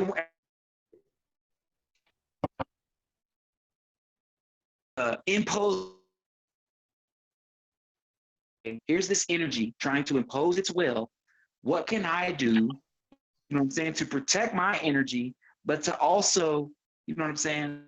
And sometimes the best thing to do is to just walk away. You know what I'm saying. Sometimes serving the correction means not saying anything at all. You know what I'm saying? Sometimes serving the correction is telling somebody, you know what I'm saying? So Teddy, what did you wind up? I'm What rambling did you, again. I'm sorry. Teddy? What did you wind up doing in that? Well, what I did was I bless my home a lot. So it's always peaceful in my home. And Zach can tell you, even he said it when he comes, he said, man, it feels peaceful in here. So what I do is I bless it where anybody negative comes to my house, they can't be here long. And that's happened 3 different times where somebody will come and they'll sit down and there'll be negative things coming out their mouth. And after 5 minutes, they get up, well, hey man, I gotta go. Well, he was doing that. He was sitting here and he was like, hey man, can we go outside and talk? And me, I knew exactly what it was. I said, he thinks that I'm telling him right, but my spirits are beating him up. So I asked him, I said, brother, I said, do you know if I agreed to everything you said and I looked at things the way you look at them, me and you would not be having this discussion right now because I would be on your side. I said, but I'm not a yes man. I said, when you study and you're a spiritual man, you in different grades. You be in first grade, second grade. I mean, in first grade, you're just opening your eyes. Second grade, you know a little bit more. As you grow, you go. What I look at is you get into different grades. I said, brother, we're just in 2 different grades.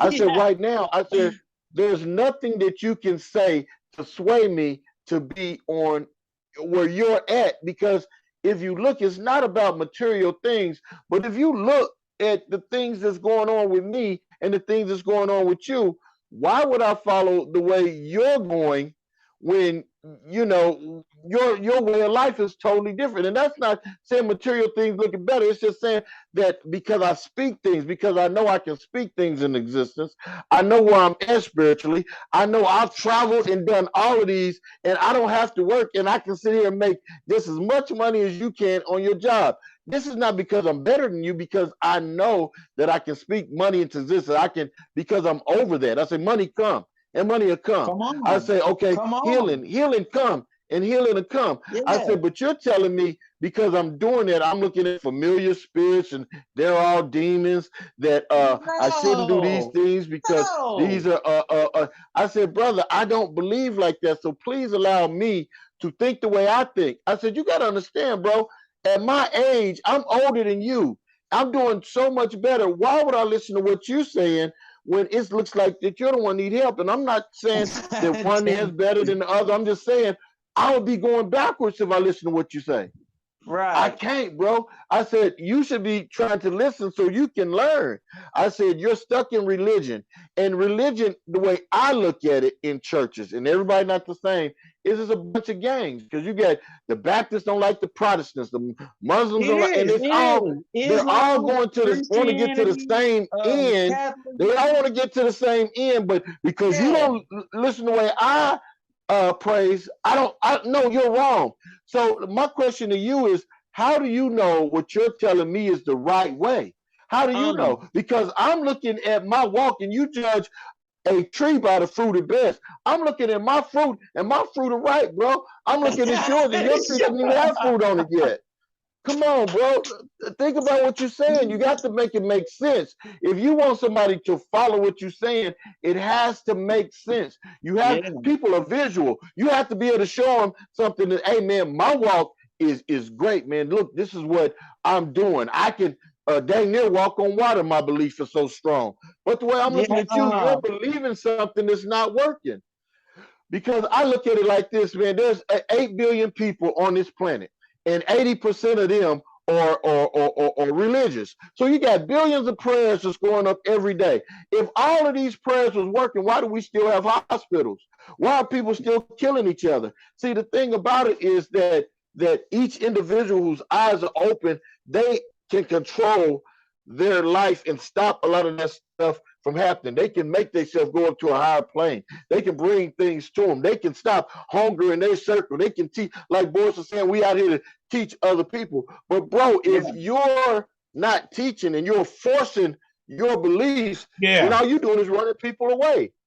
Because right now, I'm ready for you to leave, because all you're doing is forcing your beliefs that I don't believe in on me, and I'm not going to believe in what you say because it makes no sense, and I don't see any fruit on your trees, brother.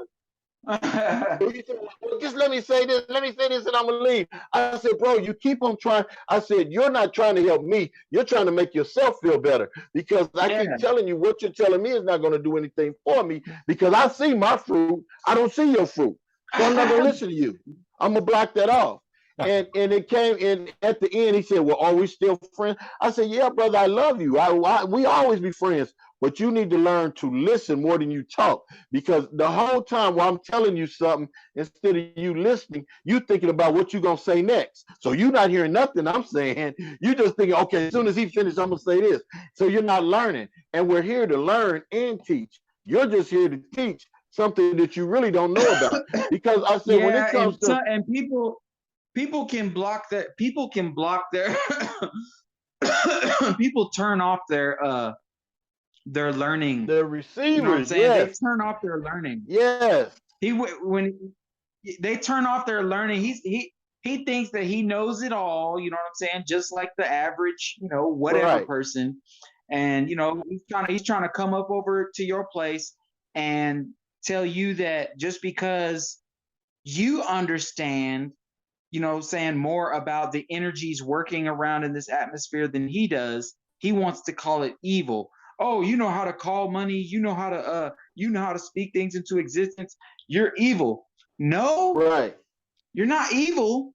You just understand that money is energy. Things are energy. Everything is only energy. And you have a good understanding of how to freaking, you know what I'm saying? call these energies to yourself. A person in the medieval times, they would call you a witch, Yep. or they would call you a shaman. They would say that Yeah, right They now. would call you a shaman. You know what I'm saying? They would call you a wizard. They would call you a wizard, but really, the whole Bible is knowing how to manipulate and control your own energy so that you can receive God's energy. And those that can receive God's energy are the ones who can speak things into existence. Man, You know what I'm right. saying? See, It's a beautiful funny thing. it's funny you say that. Years ago, I mean, I'm talking about, this was like in the 90s, right? Mm. I was driving to work, and I've always believed that God talks to me. he does. Yeah. I couldn't understand why people would say that God wasn't talking to them. I mean, even before I came to the understanding that I have now, I was like, God always talks to me. And Right. me and him I was on my way to work. Me and him were having a conversation, and God said to me, people are gonna come at you and say what you're talking about is not of me. But I'm using church talk there, but he said people are gonna like not like what you say. And I was like, and then he said, he asked me the question. He said, how can they judge that they don't know something about? How can they determine, how can they intervene on our conversation and the things that I reveal to you? How can they place judgment upon what it is that our personal relationship is going on there? And come on. And he said, God said to me, he said, they will try to use what they know, religion, to quantify or to measure or to designate what I'm saying to you. They're using the religion. And it's like what Teddy was saying. They will come in and try to enforce their will upon you and God's conversations. Mm-hmm. They will try to dictate to you what it is that you believe. But I was listening to this one man, his name is Neville. Yes. Oh, yes. And Neville Goddard? Yeah, Goddard. And Neville Goddard was talking about this. He said, I'm not arguing with you.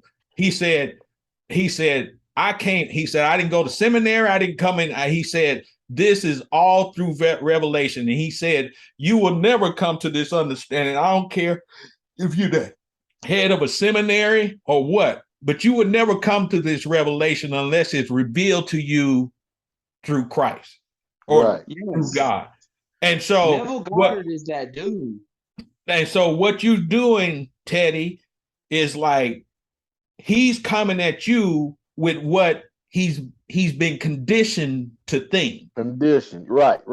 And when you start doing things that go against his conditioning, his training, his learning, then he has a problem with it. But you stop him in his tracks. It's like, no, brother, there's no argument here. You don't have anything to say. Yeah, because see, a lot of things like me and Zach are talk, like and when we talk about making things happen, and like I say, I look at him and I see that they happen. I see the fruit on the trees. You know, I see that happening. Like Zach, when we were talking about the making money come forth in the lottery, remember that? And then we was talking about my van, and the same day you told me to do certain things, and the exact same day it happened. You know, it was gone. See, when I see stuff like that, now you got me interested because I see what you're doing works. You understand me? Yeah. I see things Vic say. I see when me and Boris, when we talked before, and the things that you were saying, and Zach, we talk a lot, and I see the things that you're saying. When I see those things working, because people are visual. Now people want to know, well, hey, what did you do to manifest that? What did you do to make that happen? how, like Boris just said, Boris, how are you talking to God? I mean, explain that to me, because I see things working in your life. Explain how I can do that.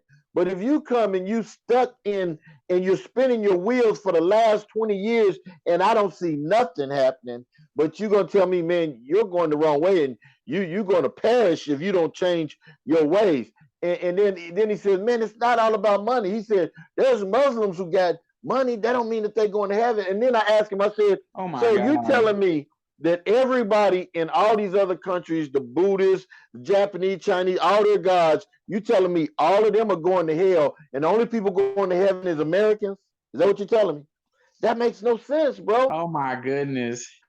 When you Dude, talk to me, what you you just have to said, make it bro, make sense. what you just said, freaking, that is the freaking staple belief in all of Western fucking religion. Exactly. What you Makes just no said. sense. How in the hell does Americans got the Bible figured out better than the people who wrote it? Than the rest of the world. We're the only ones going to heaven. What the heck? Man, I said you got to make Come it make sense, on, bro. I'm You have telling to. you. Well, God is not the author of confusion. Come on. but so the thing that you're Come talking about, on. the thing that you're talking about in that, it even identifies that. I think it's in the book of Romans. It says if somebody comes to this knowledge that doesn't necessarily get it direct, it's something to this effect. And I can't remember the scripture. Maybe Zach, you can kind of chime in about that. But there's this passage of scripture that talked about it. Basically, if you find God, whether you've been schooled in religion or not, if you find God, you find him.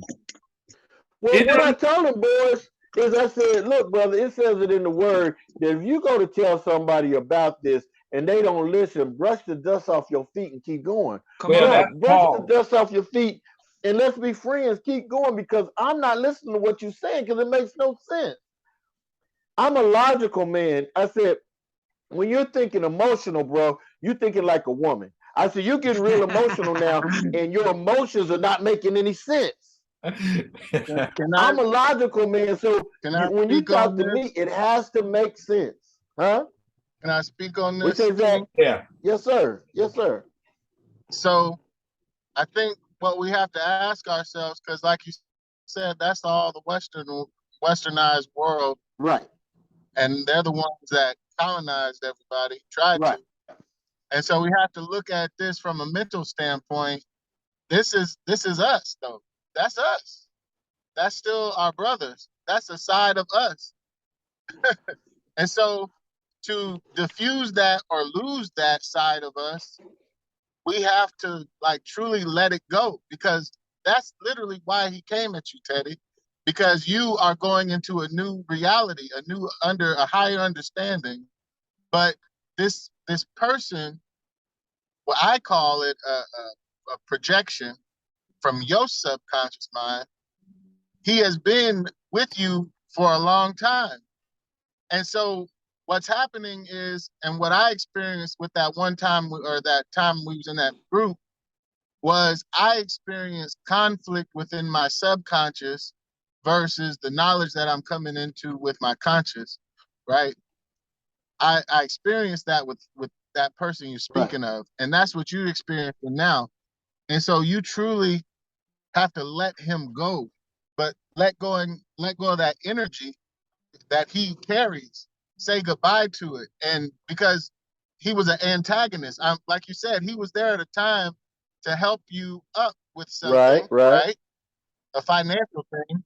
So he was there to help you with that, and he came for that purpose. But people come for seasons and reasons. And so now you pass that level and that religious, spiritual thinking. So now you literally, truly have to let go. You got to let go of that energy.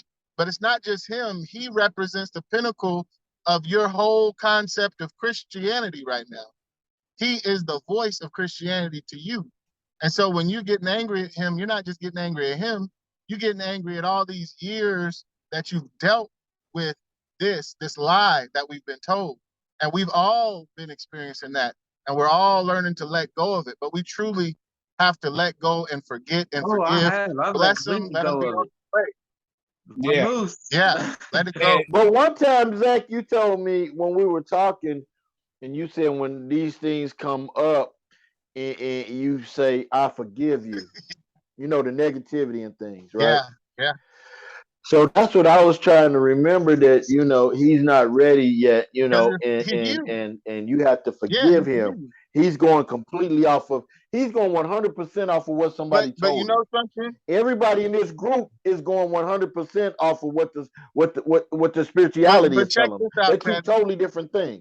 Until you let him go, he's not gonna get it, because you are always going to be his opposing the opposition to his belief. And so once you let him go and he's not in your life, now the source can come and visit him. Man, And he like I want to that's I all I want gotta to say on that. I want to co-sign. I want to co-sign on what you were saying, Zach, because this brother at a job I used to have, like, he had a bad experience.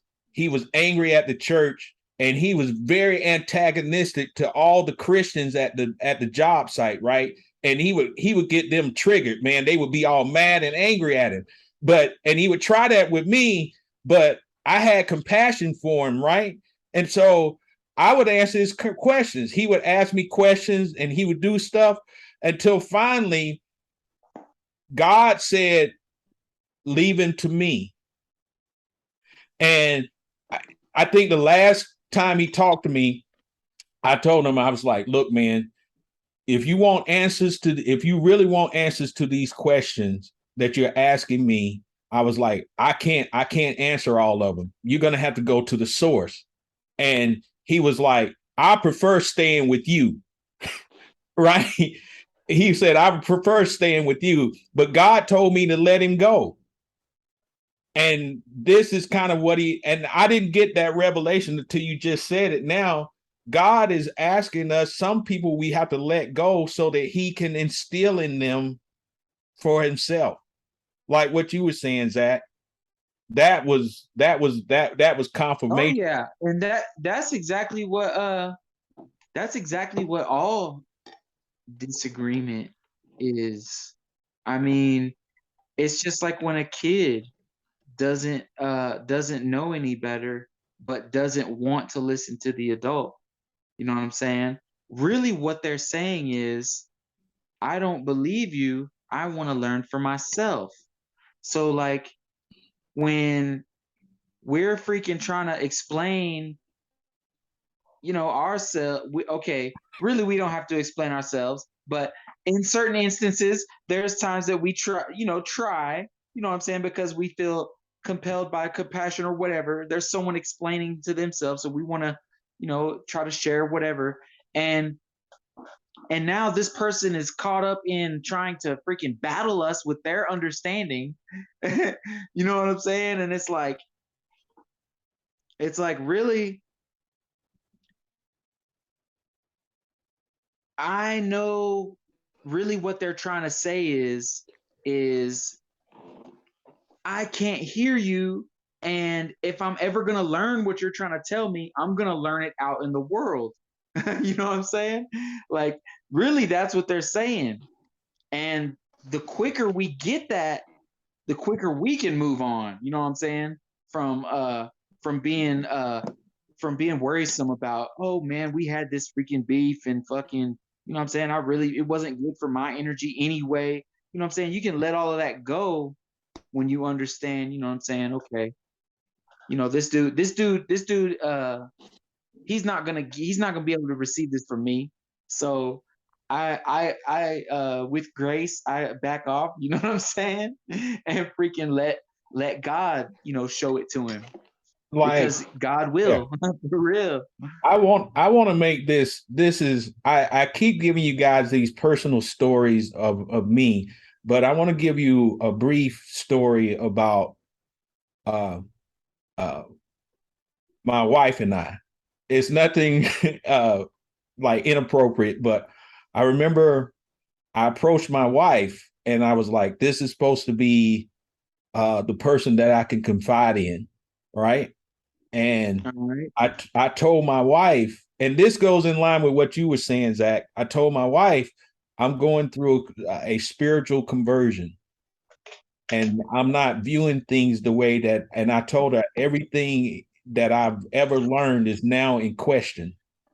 And she kind of placated me and she said, okay, right. But we got into an argument later, and she told me from her own mouth that she was laughing at me when I told her, right?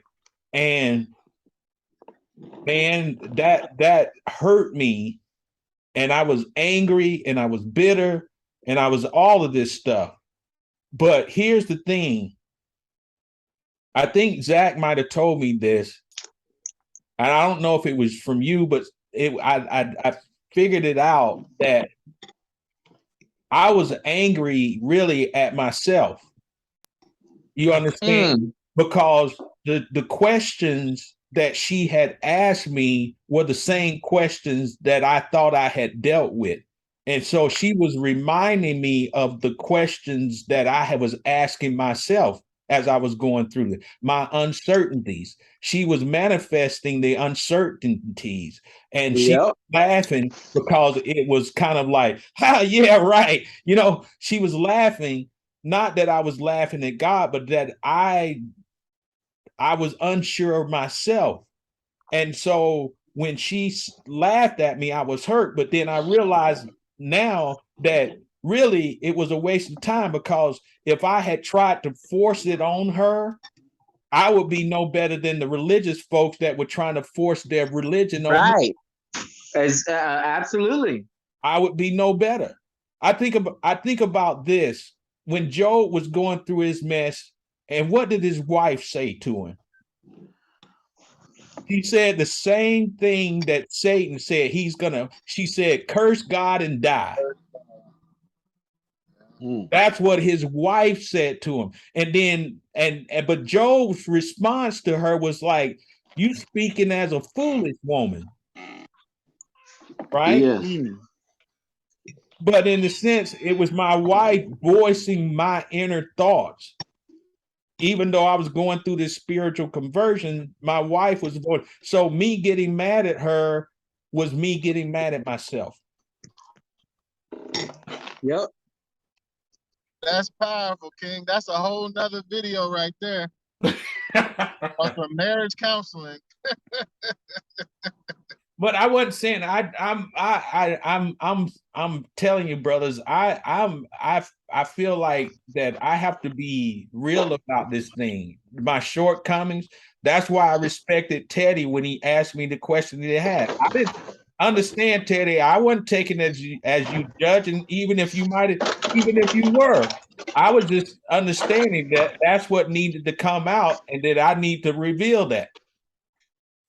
Well, really, I was asking for myself because, like I was saying, a lot of those things I've been through, and I battle with those same things. So I don't mind asking, going deep and hitting the questions, because it's helping me out. Okay, because I know what the things I go through, and a lot of times I'm quick to anger. And a lot of that I didn't brush and I didn't get out of my system.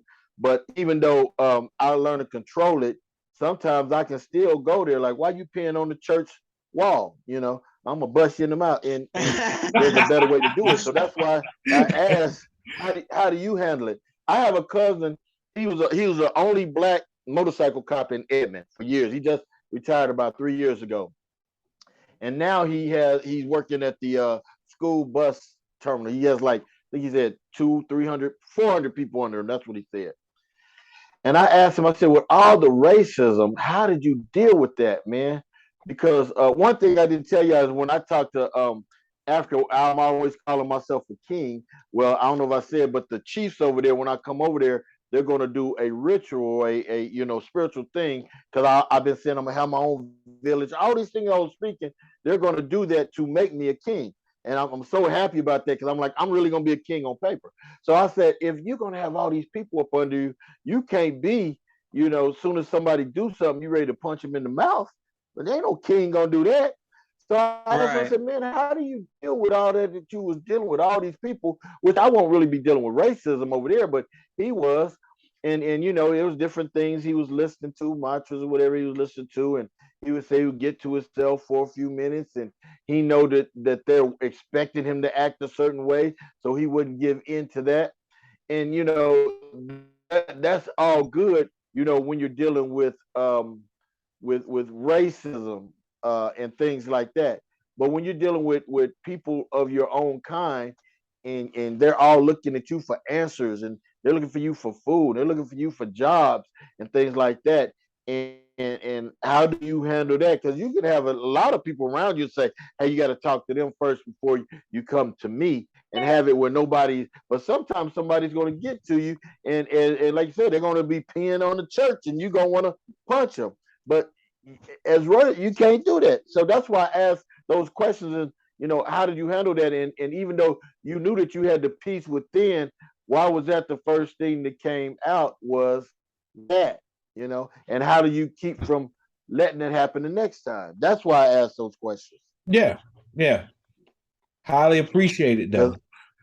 Yeah, hey man, I think this is, you know, what we're talking. It helps us all out, not only in the spiritual, but also how to handle other people when things like that arise. You know, the first thing when you get ready to say, man, and you hear Vic's voice, or you hear Boyd's voice, or you hear, you know, Zach's voice, say, hey man, this is how I did that. I'd be like, you know, I talk to myself, and that would help me when those things come. And that because those things come up in a blink of an eye, and you be like, brother, look. And me and Frank, when that guy came over here, I think I did okay, because I never did let my anger get up, even though I know he was talking foolish, but I was upset the whole rest of the day. So I allowed him to change me. Yeah. I allowed him to change. And that's horrible. Yep. How do you let another person change your feelings and emotions when your feelings and emotions belong to you?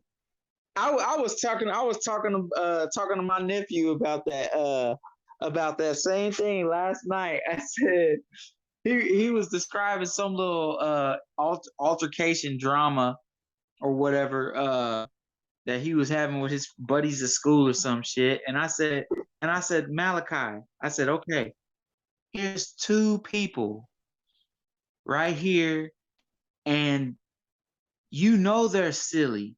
You know they're making a bad decision. Here's two people that know they're making a bad decision. And the first thing you want to do is get angry. You know what I'm saying? Like, okay, here's two people making a bad decision. And if the first thing you want to do is get angry, what does that equal? I mean, you making a bad decision as well. Yeah. Come on, exactly. Like we got to start looking at it. You know what I'm saying? Yeah, like a bunch of what you just said, Teddy. I was talking about with my nephew last night.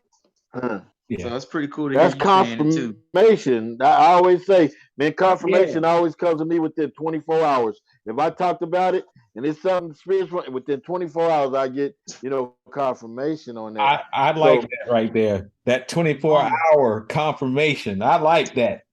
Well, that's how I met Zach, because I was asking the spirits about the Israelites, and I was like, you know, asking. I was happy to be in. I said, boy, God is awesome. I didn't even have to leave my house to get the answer. This brother drove up to my door, asked me about my beard. We got to talking, and we set up a meeting. He came over and answered all my questions. I didn't even have to leave my house. See, and I thank you, Zach, because a lot of these things, like I say, I sit and listen to you guys, and then I go through it through my little Rolodex in my mind. And I say, okay, well, how does this work? And evidently it's working okay, because I've learned a lot. You know, I've learned a lot, and these things are really working. So he answered those questions for me when he came over, and I continue to grow with the people that around me, like my brother Eric, my cousin Don, Zach, you know, and now you guys. I ask those questions because it really helps me more. And see, one thing I believe is, okay, when I learn something from you guys, and I go through and I tweak it and I ask And I really learned what those things that because you guys plant the seed.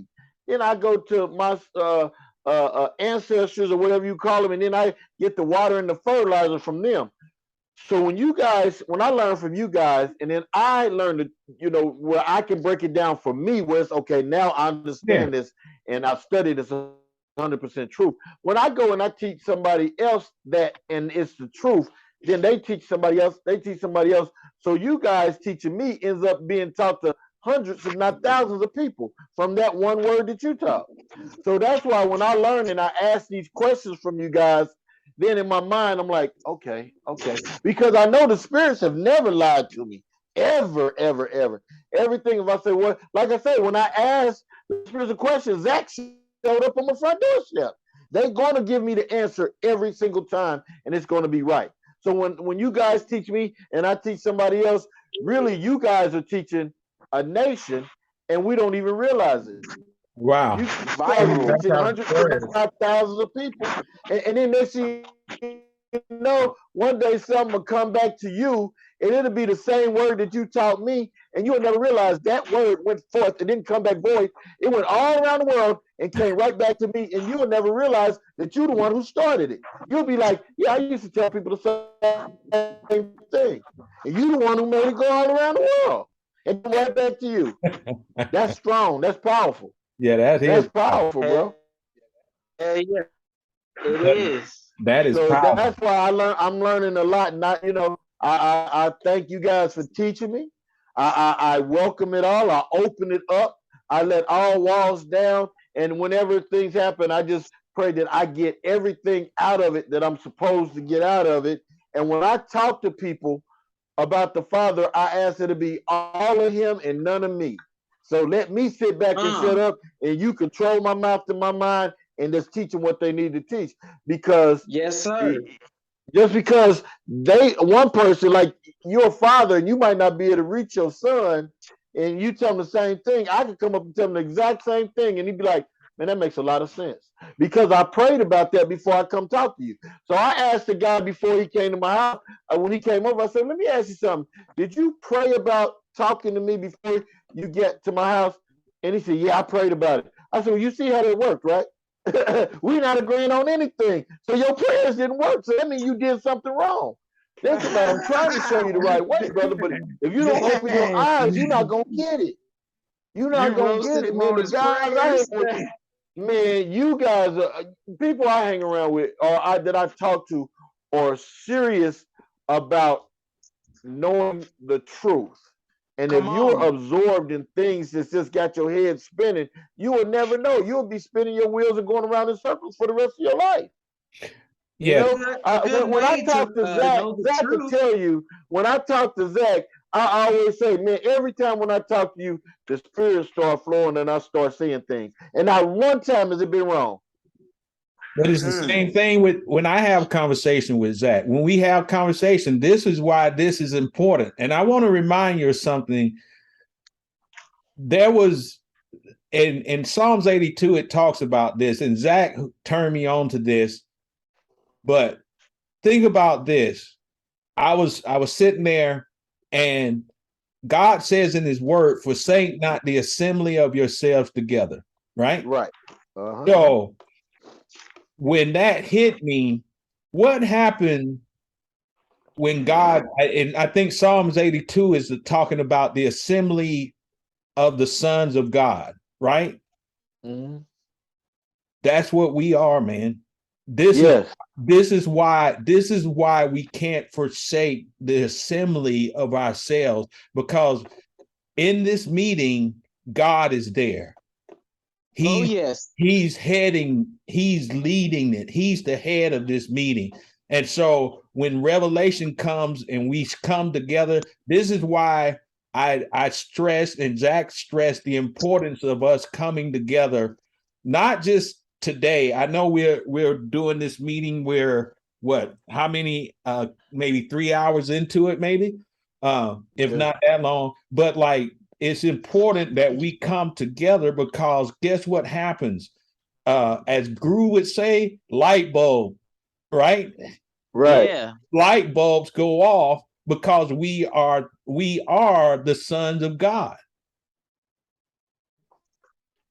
And we are assembling and we're coming together. We're getting marching orders like what we talked about. Like, Vic, I appreciate your thought process when you talked about we have to come to a point to where our first instinct, our first action is to love, not our second, not our second and third option. That our first option becomes that. And then yes, sir, and that's inevitable. We must. That's what we must do if we want to continue life on this planet. We must come to some kind of agreement with not only ourselves but also the planet. You know what I'm saying? We have to come into agreement with God, which is the total yes. And what Zach? Well, I'm not going to start rambling. Go ahead. My bad. One thing I see, but go ahead, Teddy. Go ahead. Oh, well, I was gonna say one thing I see another thing is even when you say something, you never know when people watch your videos and they learn things too. Like Vic, every time when one of your videos come up, I see you outside. So I tell people, I said, when you want to learn about God, too many people put God in a box and they only think everything is in the Bible. Well, when you study and you want to learn, you got to learn about the nature.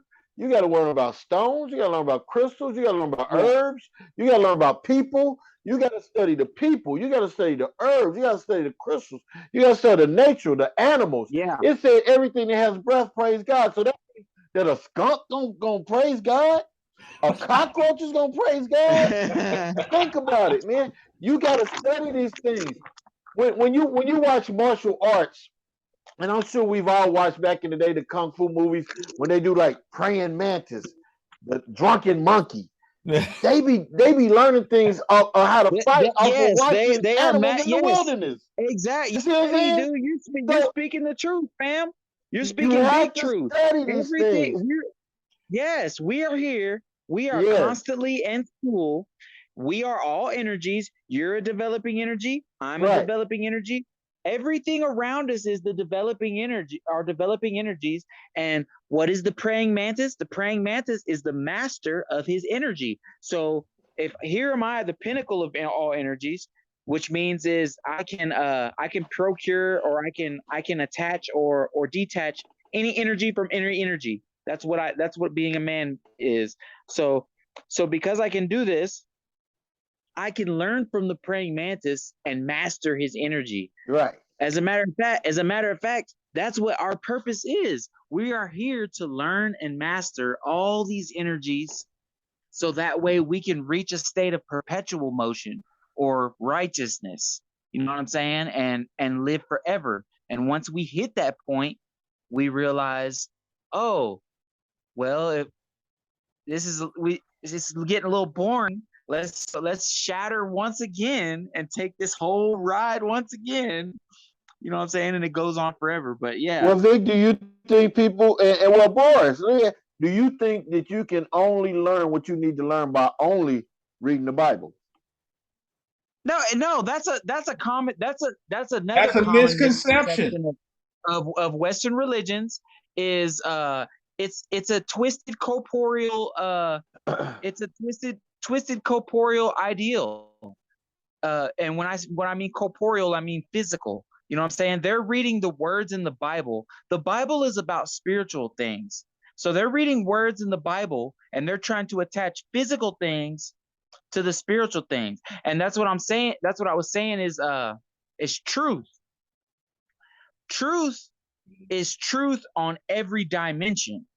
You can zoom into truth and you can zoom out of truth, and it's truth on every dimension. But a lie is a truth that only exists on one dimension. Mm-hmm. And in order for a lie to even substantiate itself, it has to have another layer of another lie on the same dimension of it. So you can get lost in multiple layers of a fucking lie and be stuck in one dimension. And that's exactly what the corporeal understanding of the Bible is just people stuck and one understanding. Look, 1 + 1 is 2, but 1 times 2 is also 2, and 1 divided by 2 is also, you know what I'm saying? Like this is truth. It's truth. You know what I'm saying? Like, but people are reading the Bible and they're saying 1 + 1 is 2, and you're saying, well, 1 times 2 is also 2, and they're saying no, it can't be, because here in the Bible it says 1 + 1 is 2, and you're saying, Yeah. well, and you're saying, well, if you divide 1 by 2, it also is 2, and they're saying no, we're saying the Bible. You know what I'm saying? That's the common.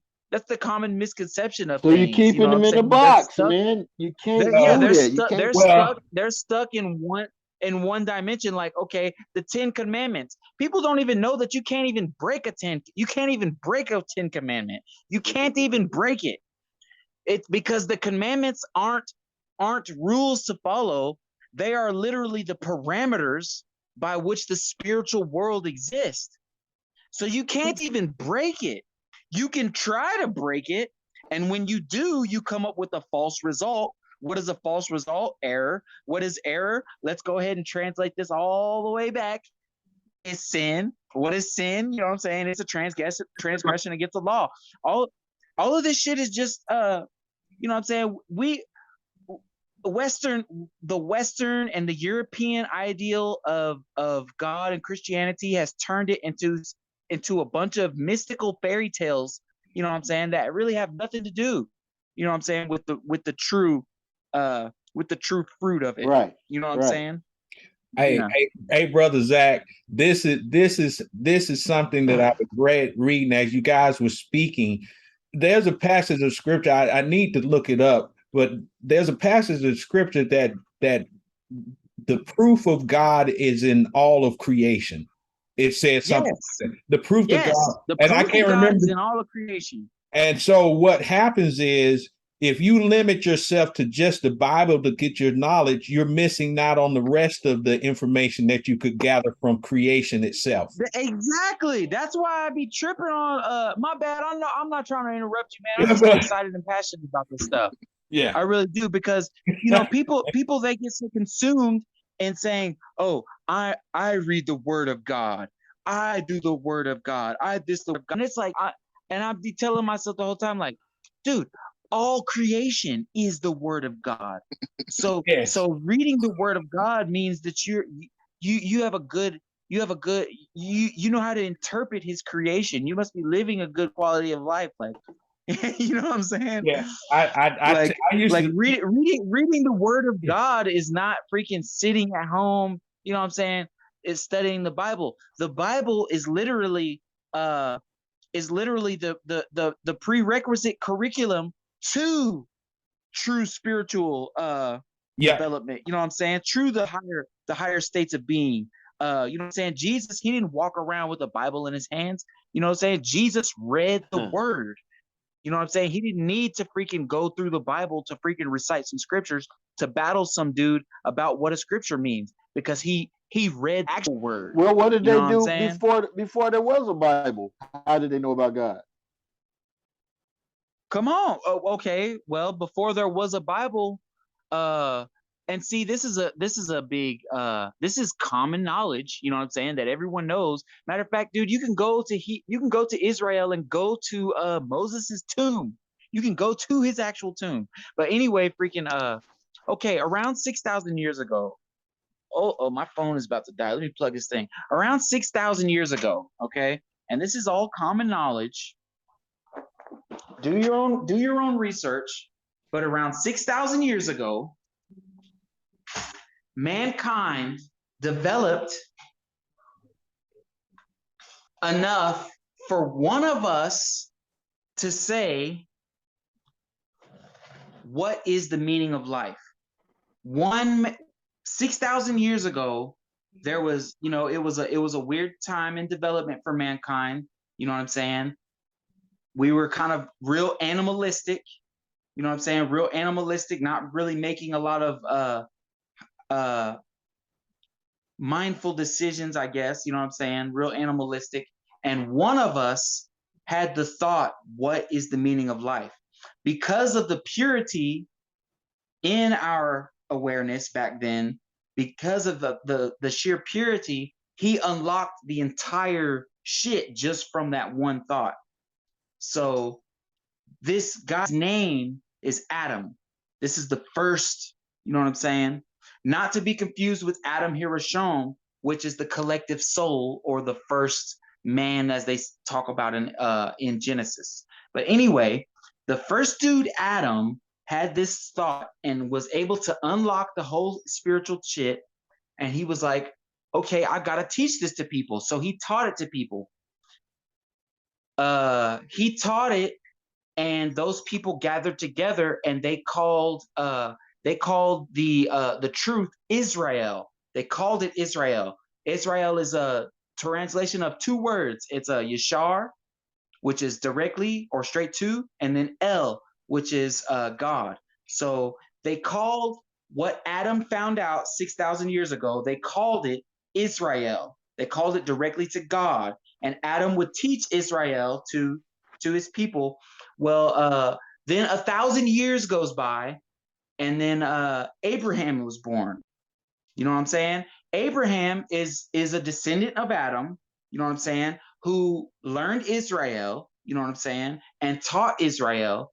And so in the Bible, when it's talking about him going to Egypt to save Israel from, you know what I'm saying, like, it's actually telling you this story that I'm saying. Abraham wrote. He was the first one to write Israel down, and he wrote it in a collection of 5 volumes called the Torah, or correction, instruction. You know what I'm saying? The Torah is in correction or instruction. Then 1,000 years, well, not 1,000, quite like 700. Who knows?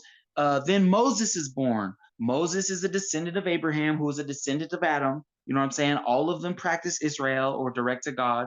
You know what I'm saying? And somewhere in that order, I think after Abraham, somewhere in there is Solomon.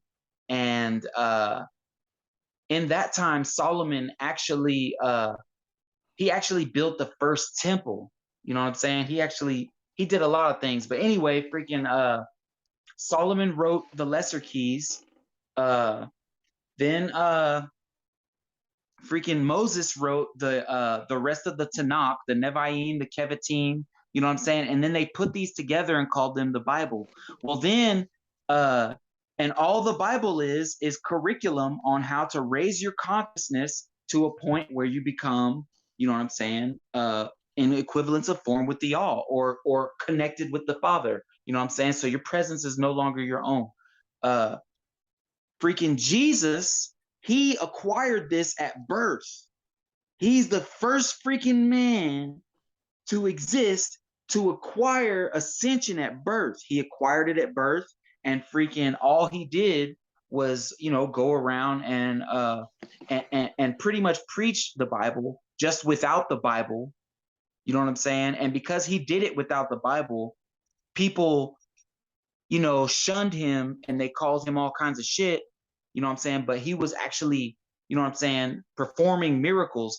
And the miracles is like, it's all revealed in what you know. So if Jesus had a packet of grape Kool-Aid back then and dumped it into some water, they would have said, oh shit, that's a miracle. You know what I'm saying? So whatever the miracle was, you know what I'm saying, it's not in a level of oh, Jesus was really that dude. Like, he really was that dude, but it's Jesus had a level of knowing that we didn't understand. The level of awareness that he had is what allowed him to perform the miracles that he had. And even Jesus said, even greater things than me ye shall do. Yes. You know what I'm saying? Yeah. Jesus said John 14. Jesus said when, yeah. Yes. Yeah. Even greater things than me ye shall do. It is done unto a man as he believeth. So it's what do you think you're capable of? Okay, that's what you'll be capable of. You know what I'm saying? There is no sky. There is no limit for me. There is no limit. It's completely limitless. It's no completely limit. limitless. Yes. Yeah. So the people that the people that were around Jesus, Jesus was a genius, by the way, but the people who were around Jesus freaking they came up with a collection of writings surrounded by his life, you know what I'm saying? And they put it with the Torah.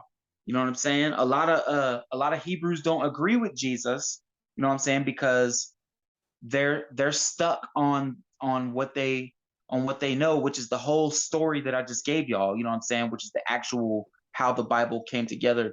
Freaking they're stuck on that, and they don't want to give Jesus his props, but everything that Jesus said was true. There's nothing that Jesus said that you cannot say. You know what I'm saying? There's nothing that he said when he said, I and the Father are one, but my Father is greater. He was saying, I am a fractal of God. You know what I'm saying? And people were just so one-dimensional, like they were so, oh, 1 + 1 is 2. And Jesus was like, well, 1 times 2 is also 2. And they were like, no, you know, blasphemy, you know what I'm saying? And crucified him, you know what I'm saying? Which is, you know, which was our step down from awareness, you know what I'm saying? Which people, a lot of people don't understand. I'm about to give y'all some super game here. Do your own research. You know, you don't have to believe me, but a lot of black folk in particular like to center their anger around the time of racism and around the time of slavery.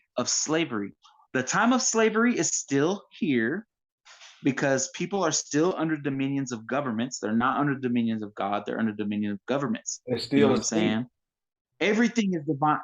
Yeah. But the thing is what you say? Do we not remember when Pontius Pilate said, "Are you sure?" You lost me on that one. Do we not remember when he said, "Are you sure?" And because Pontius Pilate was not looking out into a crowd of white folks. Pontius Pilate was the white dude looking out into a crowd of us. We were the ones out there saying, crucify him. He wasn't looking out into a sea of white folks. He was looking out into a sea of black folks. Black folks are just now finding this out. That's why black folks are saying we're the real Hebrew Israelite. Well, duh, you're right. You're also the real ones who crucified the Son. You know what I'm saying? So, you know what I'm saying? And I'm just sharing that with y'all, not to try to throw some disorder or dismay into any kind of. The truth is the truth. Yeah, I'm just sharing this. Yeah, as a truth. You know, like we have to rise above our egotistical understandings, like when Brother Zachariah is always talking about the program. The program is the ego. The ego is like 5 senses, okay? And here's this body of energy that approaches you, and the only way you can digest it is through your eyesight, through your hearing, but the thing is that body of energy is not the physical thing that you see. You know what I'm saying? You know, it's just your senses digesting what you can sense that's telling you what it is. So when we really see, oh, I'm not eating a piece of chicken. The chicken is a body of energy that made it close to my presence, and I'm consuming this body of energy. Holy shit, now I'm standing in the mirror butt naked.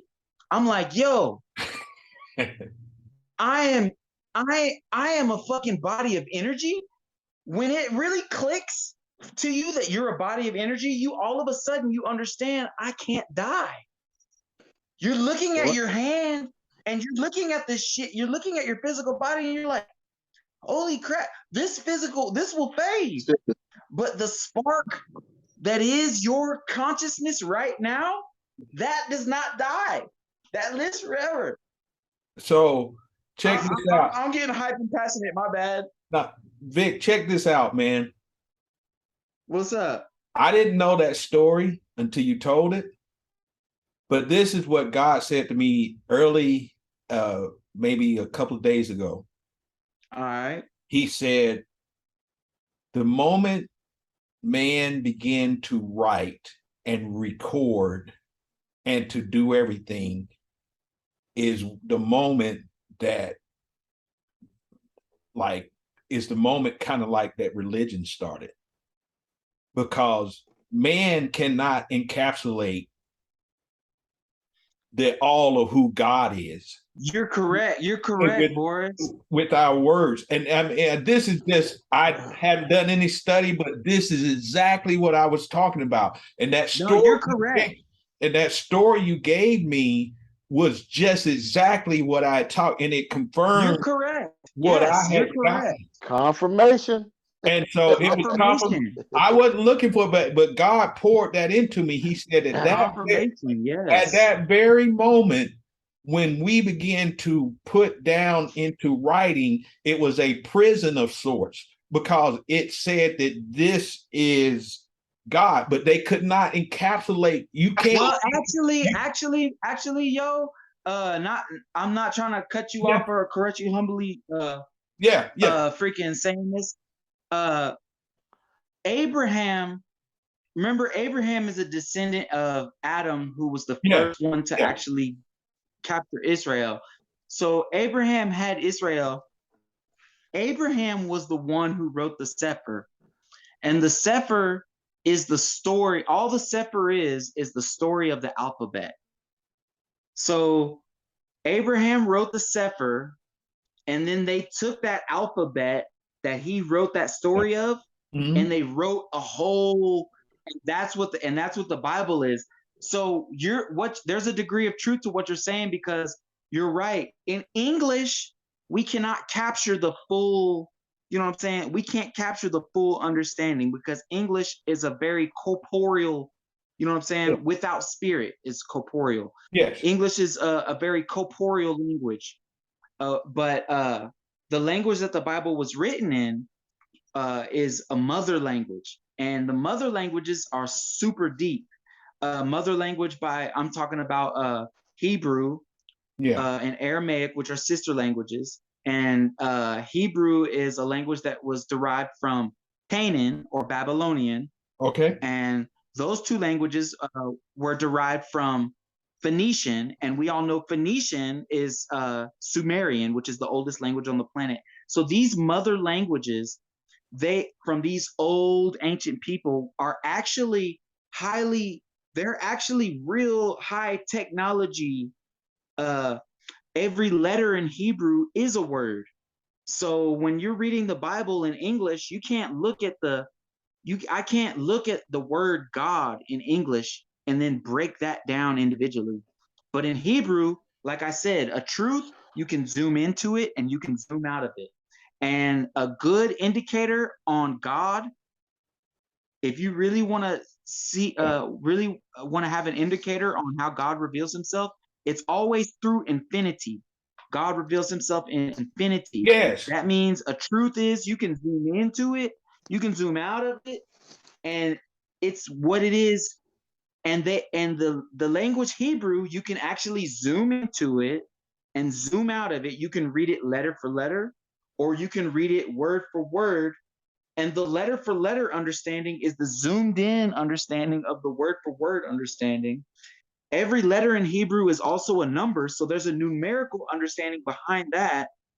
And it gets so deep, and it's hard to really conceive that a human, put this together. But we're talking about highly developed humans when we're talking about Abraham, and you know what I'm saying, and Moses. And I want to ask you about this. So here's, in my own thinking, in my not knowing that story or anything like that, in my own thinking, I believe that there was a language that we spoke,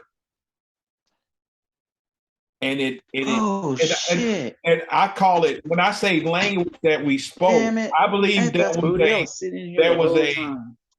was a God communication. There was a communication. Because I asked Zach this one time, how does God communicate with us? And so for me, when you're explaining about this, it seems to me like the attempt of man to explain God is a prison of sorts. Man man, even the recording of it is a prison because we try to capture infinity in a period of time. Like, what is a recording? Whether you write it or something, it's a capturing of, like, we're recording this event, we're capturing our conversation. But like, what if there was a conversation or a communication method, and I call it, how did God communicate with us? But what if what we were doing is a communication? There's like what he was saying, there's an eternal communication that we knew how to do before there was written word, before there was even vocal communication. There was a system of, now, like I said, this is just something that came to me, and I had questions about. Boy, let me throw this at you real quick, man. Uh, One thing that when you said that before, that it came to you, and then he kind of gave you confirmation. yes. One thing that I believe cold-heartedly is whenever the spirits tell you something, they give you confirmation, let you know you're not going crazy, that they're really trying to communicate with Oh, you. that's good, man. That's So good. when you do that, what that does is that starts to get more and more and more, that, man, they really talking to me, because everything they saying is coming true. So that starts to make you start to spend more time with, and I don't know if they're spirits, ancestors, your guardian, I don't know what it's called. I just call it, what I call it, the spirits. But I do know when they communicating with you, you do get confirmation to let you know that's not in your mind, because our little minds cannot think on the levels that they teach us things. It's like, I mean, let me say that, re-say that. When they tell us that, it's not nothing that you would normally think of. Like that, you was thinking, you said you never heard the story, but that wasn't a normal thought that was coming in your head. That was something from the other side. And what happened to me one time, and this I just thought about last night. We was at this haunted hotel in Boston, but we didn't know it was a haunted hotel. And I was up there, I was doing business before I moved to Oklahoma, and I was there, and I was staying the night in this hotel, and the wallpaper was old. It was like white people on some horses, and they had some dogs, and I was teasing, and I had one bed, and a friend of mine was in the other bed, and next thing you know, when I was asleep, something was moving my mattress off the box spring, right? So when I woke up that morning, I said, "Hey, dude, someone was in here last night." He said, "I know." I said, "No, I'm serious." He said, "I know." I said, "Okay, what'd you see then?" Because I think he's playing. He said, "It was in front of your bed, and it was darker than the dark." Now I want y'all to remember that darker part. He said it floated in front of my bed and it disappeared. And I said, "Man, someone was pushing," and I'm still in the bed. Someone was pushing my box spring off, my mattress off the box spring. I rolled over and I put my head, and my mattress was this far off the box spring. Wait, this far off the box. So I said, "Whoa!" So I got up and I scooted it even. I get in the bed and I'm doing everything I can. I can't move it.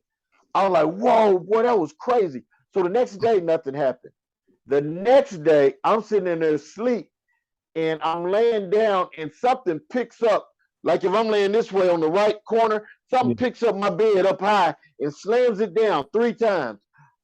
It pushes me. I jump out the bed, and I'm up like, "Whoa, whoa!" Nothing's there. Nothing's there. The point I'm trying to make is those spirits on the other side communicated with me. I know they was upset. So and now I think all these years later, 10 years later, and I think about that, I say, how do sometimes you think, was that really the spirits telling me that, when you had spirits picking up your bed? They can communicate with you. So when we go back to the dark thing, my cousin Don, his kids, he was on the phone, his son, and he's going through some things, and his wife, his woman, he's going through divorce with, and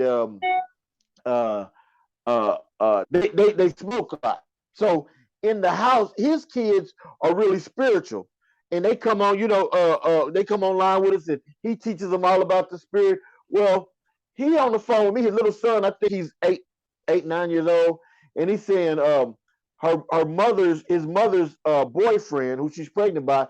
He said one time he was trying to hide something from me, Ted. He just told me this day before yesterday. He was trying to hide something from me, and I was watching him. He was going in the room where they smoke at, and it was a dark entity. It was something dark, and it wasn't a shadow because his shadow was right behind him. So I asked him because, like I said, he said the thing wasn't from up there, it was darker than the dark. I said, was it real dark? He said it was darker than his shadow. That spirit again. Okay. So he said, and then he said it crawled up the wall and it stopped and it looked back at me. So I'm like, wow. So I'm believing this because I know what he has seen. So he said, in where they smoked, there's this poster, and I don't know if it was Guns N' Roses, but it was an old white rock and roll group. He said, me and sister seen it. Now, one of his daughters, I think she's 4 or 5 years old. He's about 9, and his older sister 10. We seen it, and in that room was a lot of demons because they was all crawling around that poster. I'm like, wow. So this guy Frankie, who I was telling you about, and I got pictures of this in my phone. He was at work one day and he calls me and he said, man, he said there's a demon outside the door in the parking lot, right? No, the first day when we started Iron Sharpens Iron, he said, man, he said it was a car out he's a security guard over a government place. He's the only one in the whole place. He said there was a car came down and it was burning rubber in the parking lot. It wasn't supposed to be there. So when I go out there, it takes out. He said it was an all red car and it was beautiful. He said, man, I look at it and it burned rubber and it did a perfect 666 in the ground. I'm like, wow, crazy. So the next day, his son looked at it and he said, Dad, you know what kind of car this is? He said, what? He just called a Dodge Demon. The Demon. I was like, wow, that's no coincidence. So we sitting there, and a day after that, he said, man, it's a demon outside, and it's walking around outside. Looks like it's trying to pick up something. He's looking at it on the camera, but he couldn't see it with his naked eye. So I was like, man, maybe that's a bug or something crawling across the camera. And he said, no, it's a demon. So it came back the next day. I said, well, man, turn the phone around and let me see what you're looking at on your camera. So he looks and it's real. I mean, it's dark outside, and you can see this thing like the guy in my room seen it, and like his son see it. It's darker than the dark. It's a black thing, and it's moving around on the ground. Ain't no shadows outside because it's darker than the shadow. So it moves up under the awning, and you can see it moving. And right when it moves, it's in a ditch. And I can show you guys a picture because I took a picture with my phone. You can see there's a demon face in the ground, in the concrete where this thing was at. So it moves towards the door, and it's moving. Ain't nothing else out there. It's up under the awning, so ain't no shadow, nothing. This thing is moving towards the door. He said, oh, it's trying to get in. He takes off running. Now, me and him are on Skype. So I can see him running. I'm looking at his face jiggling, he running, and he gets to the door and he starts screaming, in the name of Jesus, you have no authority here. You got to leave and you can't come back. I mean, he's screaming everything he could think of. He wasn't scared. The thing left, and as far as I know, it hasn't came back. The whole point I'm trying to make is that's 3 right there. That's just 3 things of dark spirits that's come, and people have seen it, or I've seen it, or I've talked to people who've seen it. And then you got the good things, like Don's daughter had a dream. Now my daughter, me and her mother was together, and we was in Atlanta, and her mother's from London, England. So they had to move back to London, England. And my daughter in 2018 in her sleep. She was having seizures. So Don's daughter said, Dad, I went to heaven.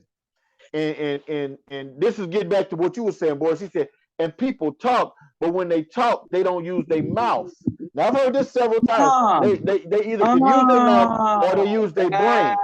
They use their brain. Okay. And people, they was talking back and forth using their brain. He said, and then I seen Teddy's daughter. Was this a young girl? Yeah, she was okay. She's 9 now, and this was in 2018. Yeah. So, well, Dude, she really yeah, because when you're okay, younger, you can man. see those things. Yeah. So he said, "How did you know it was Teddy's daughter?" He said, "Because she walked up to me and said, I'm Teddy's daughter."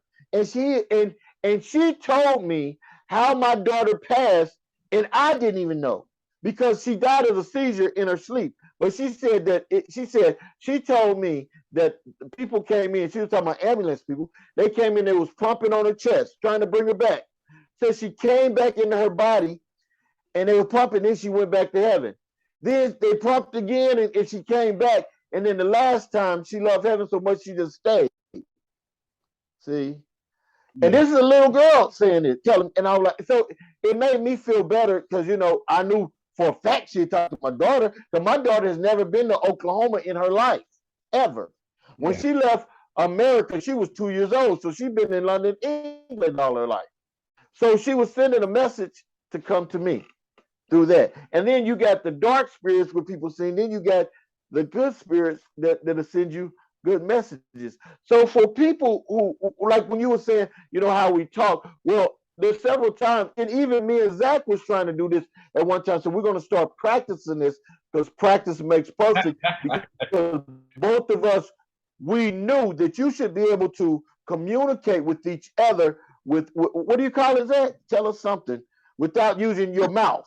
So, amen. Telekinesis. Yeah, amen. Telekinesis? Right. So we trying to practice it because we know that you should be able to do it. And when our minds are opening up the way they are, there's things that we should be able to do that we're not doing because We we're can asleep. do it. Even though we're coming into self and We we're can do starting it. to I mean, learn, we should be able to do that. we Right. can do it. See? No, I freaking started a Facebook group called Mystery School, trying to freaking get people to start trying to do that. You know what I'm saying? But I Wow. mean, we could do that. We could do it. We could do it right now.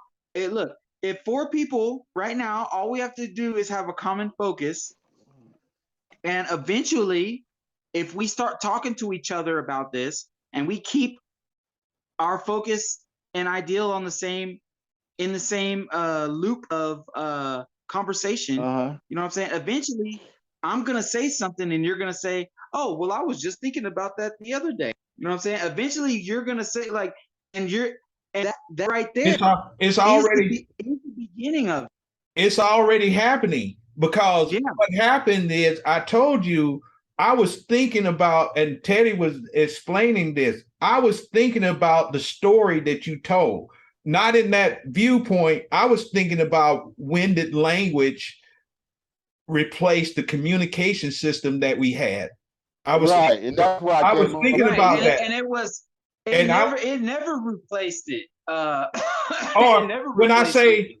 say replace, we deferred to what we commonly Yeah. know. Okay. Yeah. Our Yeah. common, We we defer deferred to it. to it, but we Yeah. are reminded. I think I told Zach this. We are remembering, and that's a part of it. It's like we can communicate with each other, and we don't have to. I would say this: the communication system is better than what we're doing now. It's better. right. It's better. But what Yeah. it is, Because the communication system is God. You know what yeah, I'm saying? it's it's Well, it's like okay. it's like because we have it's kind of like the board, right? They would have or people call it the swarm mind, right? So what you would do, you have the source, and then whatever activity is going on around the source is communicated to the entirety of the hive, so to speak. And that's Yeah. kind of what we are. We have this ability to communicate. And like I said, it's me, this understanding. It's not just the human language. It's like, how can you, my question was, how can you encapsulate God with words? You can't, and it goes back to what you were saying, Yeah. Ted. You Can't, encapsulate God in His word because yeah, He is His word. yeah, You know he what I'm is saying? his So word. like, In his Are word, you saying that every word we speak is God? Is that what you're saying, Vic? I'm saying that all action is God in action. Yeah. I'm So saying that in itself every is word, every encapsulated. vibration, every Well, I have a every question for all of y'all then. If What's you're up? doing the what do you call it, telecommunications, if you're doing that, do you have to be in perfect with mind, body, and spirit? Meaning, do you have to be eating correctly? Do your mind have to be on point? Does There's a that lot of have to be there's a lot of everything on factors. point? There's a lot of factors, but the number one thing is your heart. Your The heart. number one thing is where's your heart, because when you're communicating without your mind, I mean without your mouth, you know what I'm saying? You're really communication, really speaking in general is Hey, speaking. hey, Vic. What's up? My bad. Hold that thought. But like what you're saying is exactly what he says. He said God doesn't look upon the outward appearance of man; He looks upon the heart. Yeah, it's the heart. It's the heart. That's the main thing. You know what I'm saying? It's where's your heart? Because it's just like a mother has sixth sense. You know what I'm saying? You ever have relatives and for some reason, man, you keep on thinking about, oh boy, your relative that you went fishing with 3 summers ago that you ain't seen. And then out the blue, he calls you. You know what I'm saying? That right there is the beginning of that connection. You know what I'm saying? Zach described it as projecting, right, Zach? Is that what you were talking about? Yes. It's in that. It's exactly, you're projecting it. So so when you have a thought, it's just like in the cartoons. You see the bubble come up, and then yes, that's true. Because any conclusion of a manifested product is precipitation. You know what I'm saying? So like your thought is the cloud, and what is manifested is the precipitation. It's like what was happening. The God that was in that man heard my call. He might not have known it. I don't know him. Like I said, I didn't know him from Adam. He brings me what I was wanting. The call was going out, and he brought me the item that I was specific. He brought me not only that, it was a specific laundry detergent that I wanted, and he brought me the exact one that I was looking for, and then asked me, this is what you were looking for, right? Yo, Mr. Like Connolly. we had a conversation. Yo, Mr. Connolly, God always reveals with coincidence, and he always reminds with deja vu. So when there's a coincidence, he's revealing, and when there's and in deja vu, he's reminding you. I got hit so hard that every day that I live in a constant state of deja vu. So I got hit so hard that I'm in constant deja vu.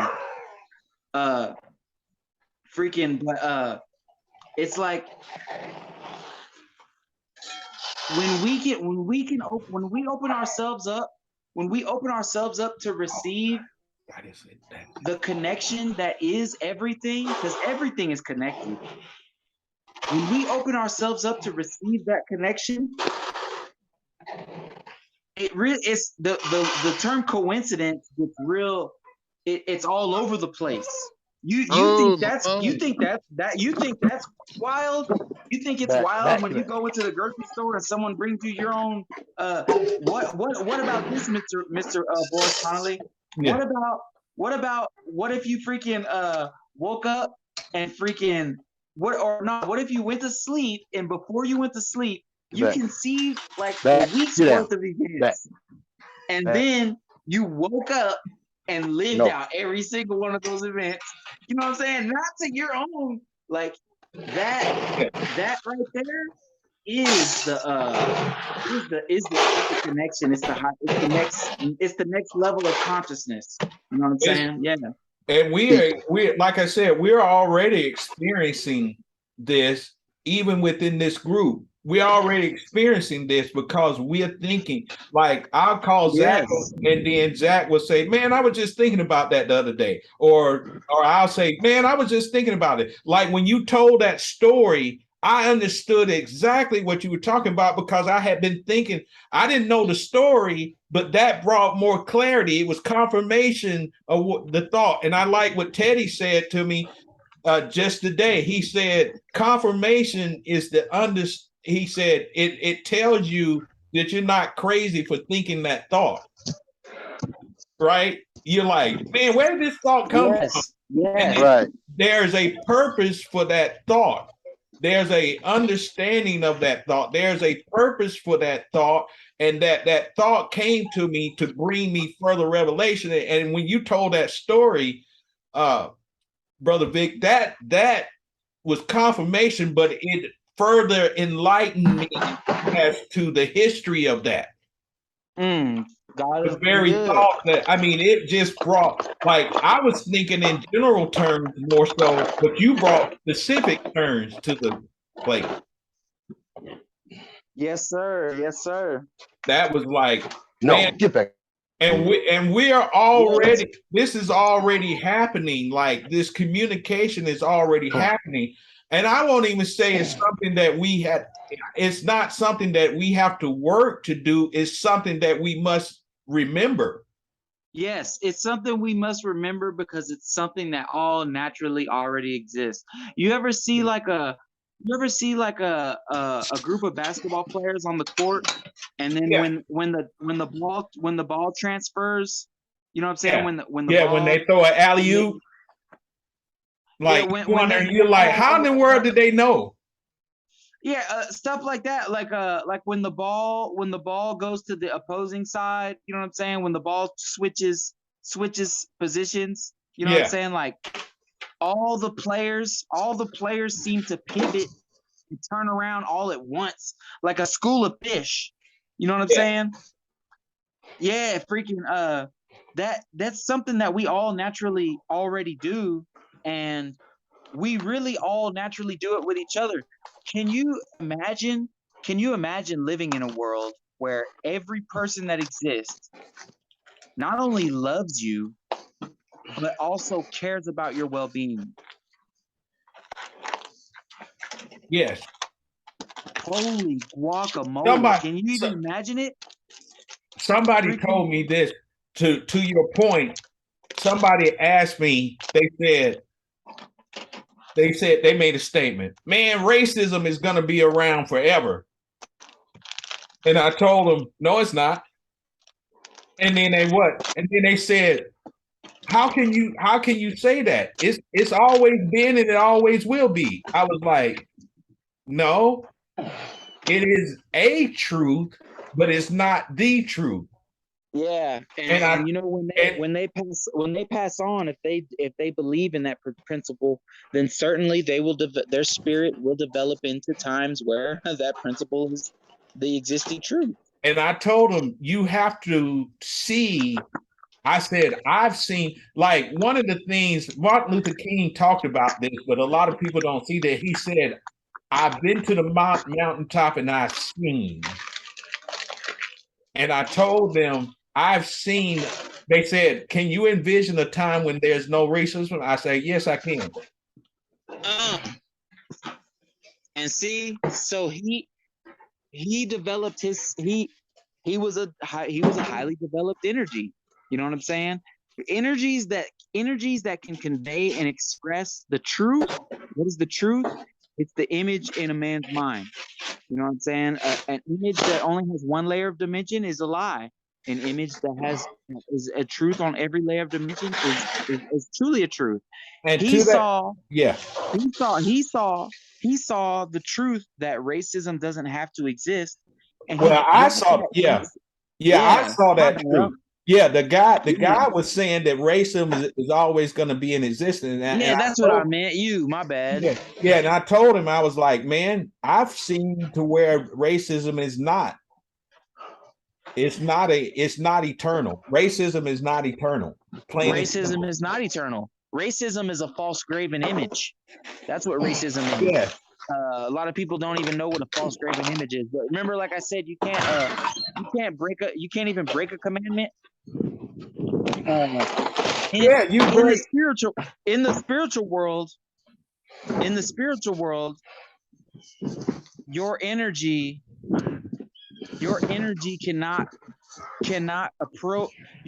cannot be anything except for what it is in the spiritual world. You know what I'm saying? So here in the spiritual world,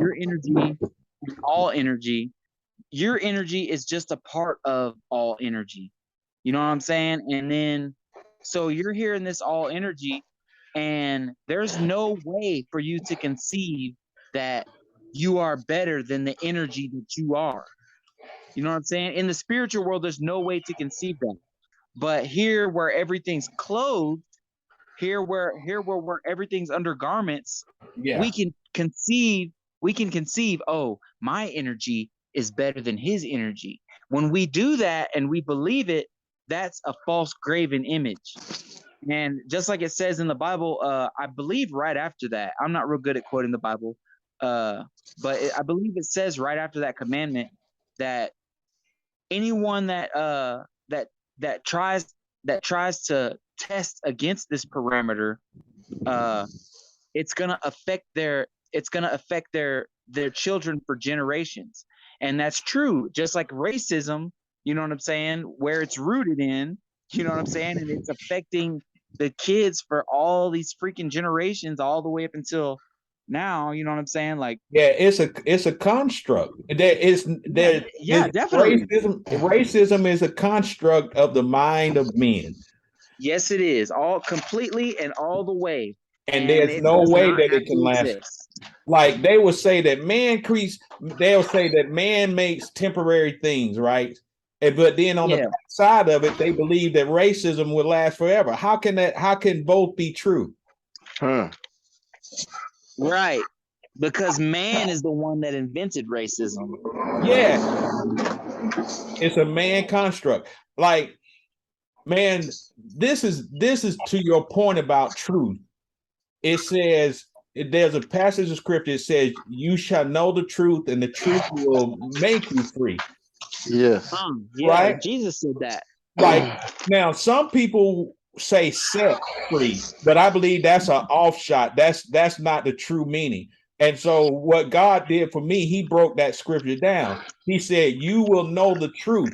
Who is the truth? God, right? You will know the truth, who is God, and the truth made you free. He's already done so. You are free, but I think me and Zach came across this scripture that talked about you are enslaved to people who are not gods. Yeah. Yes. Yes.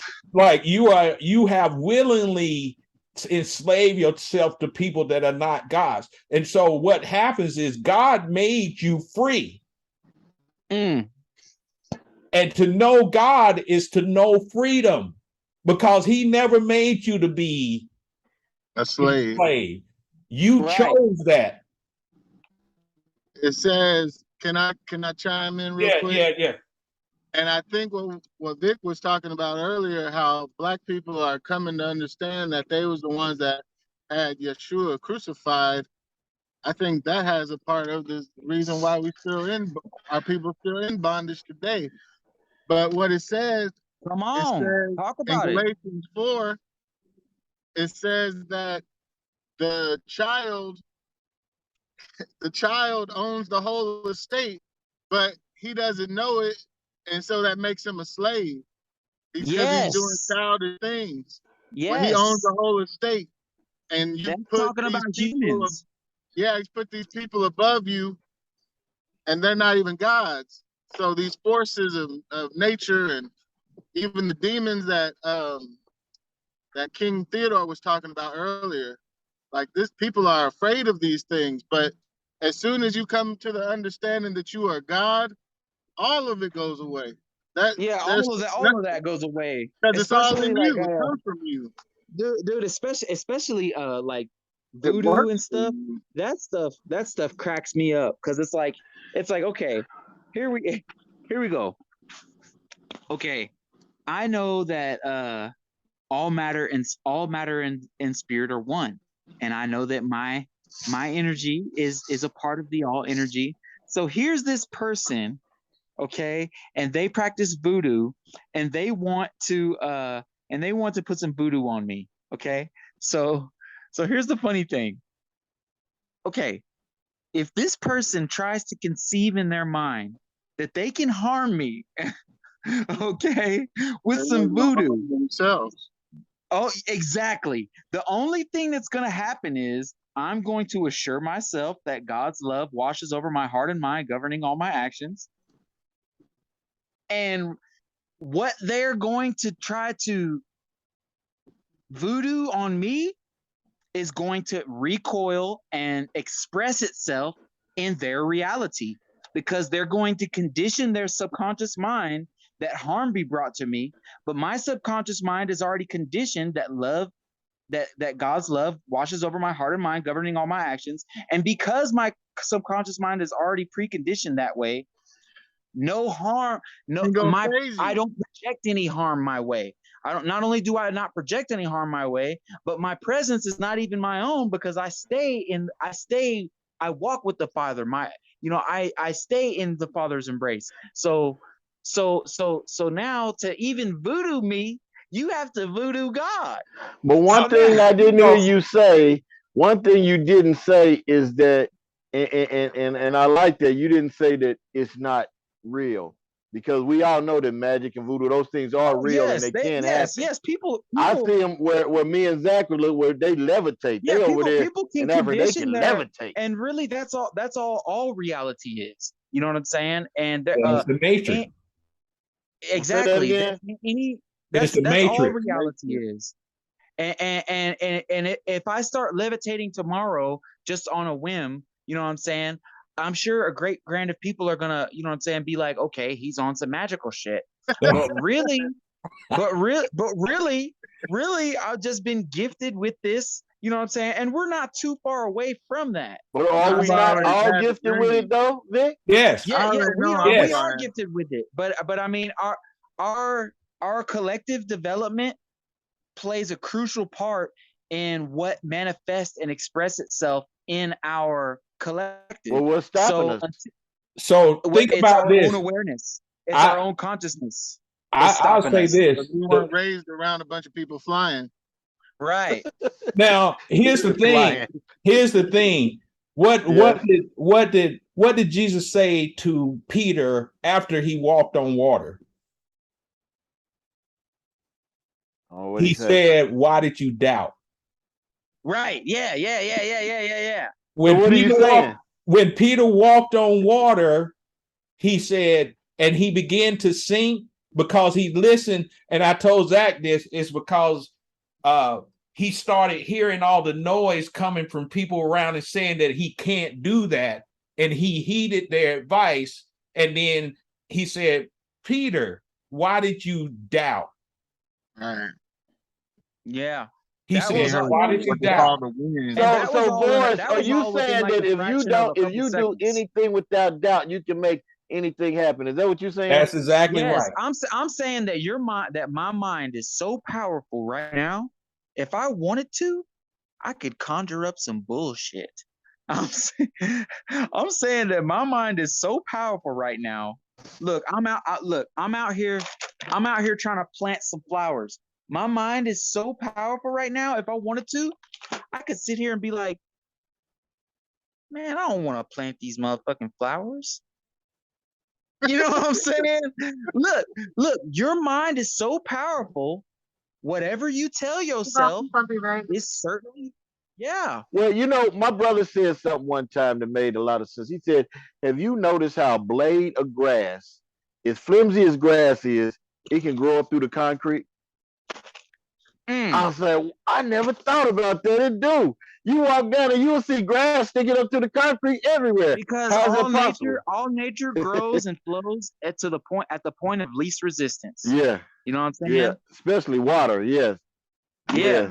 Yeah, Yeah. like what you saying, man, is like you're exactly right in that what we do, we have the power, we have the power of all creation within us.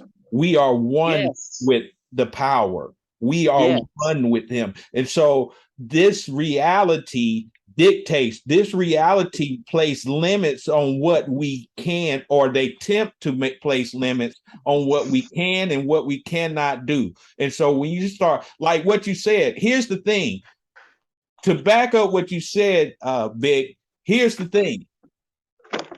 God says, he said, if you curse that which I blessed, you take on the curse.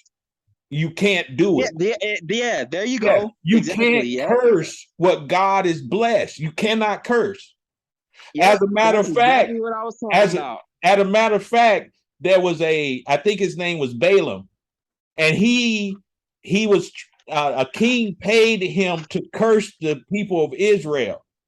And guess what? He couldn't do it. Now, here's the thing. What people can do, they can choose the curse. Yeah. You understand what I'm saying? Yeah. Yeah. People Yeah, can yeah. choose. They pick their own poison. He said, if and then. People can choose the curse. Now, it's not that they are cursed people, but their behavior is like what they said. They're submitting to the prison of people that are not gods. You know, I say that all the time, that and that's why it's been hard for me to ever have a job for somebody, because I'm like, it doesn't make no sense in America that the kings work for the peasants. I said, I just can't. Every time when I go to where I think I'm a king and I'm letting the peasant tell me what to do, that makes no sense. And it's the same thing. And my question to you guys is, if all of us like-minded people, if everybody Vic knows, everybody Boris knows, everybody Zach knows, everybody I know, who are all on the same wavelength, and we just sit together and powered up in a room and just generated up, how much power do you think we could do, and what do you guys think we could do with just our mind? Yo, I'm telling you guys right now that for real. Hello, can you see me? Yeah. My bad. My phone. There you go. My phone is tripping. I'm telling you guys that right now, if we were seriously about that life, I mean, look, what I'm about to tell you, I'm already on, and I've been on for quite a while. But we can, if we want to, we concentrate on a common ideal, and then take measurements on how quickly it comes into fruition. Because the thing is, the things that we're talking about is not mystical things. It's not some mythical. We're talking about actual things. We're talking about conditioning our subconscious mind to impress things into our subconscious mind, so that way they get reflected and then put into fruition on the screen of space. We can actually do that. Like I said, I started a little group with Boris. My whole purpose was to freaking to do this. Me and Boris, I said, okay, we're gonna hone in on, on an idea, and we're going to see how long it takes to bring it to fruition. Boris picked a color and he chose a principle. I picked a color and I chose a principle. And it was on the next day. The next day, I saw, because I had conditioned my subconscious mind to look for Boris's principle and my principle with those colors, and then voila, it was there. If me and you guys wanted to, because I am an energy and money is energy, if we wanted to, we could collectively put our focus into generating money. You know what I'm saying?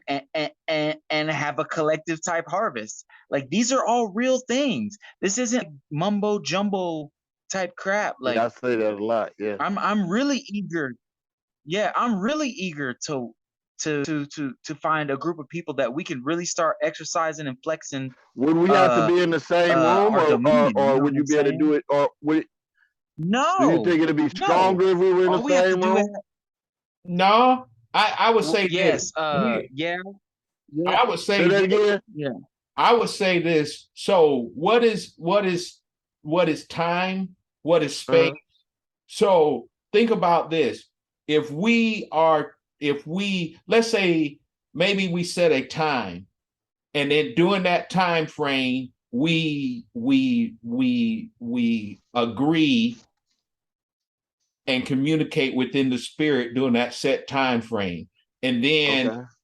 so when I say time and space, I believe that wherever you are, I am there with you now. Come on, talk about it. Yes. You understand what I'm saying? Exactly. It's Come like on. Came in Yeah. with the thumbs up. we don't have to be in the same place. We're but all close right now. Yeah. But I feel like we have to be of one mind at the same time. Maybe All right, I have another question. with that. Do you think getting to or doing the same thing, you said, like you said, there's no time or space, that you could communicate, and I'm not saying seance, I mean with our ancestors to know what are we supposed to do? Oh yes. Because I ask my ancestors a lot. This is what I say. I say, look, you guys are on the other side. You know exactly what it takes to please the Most High.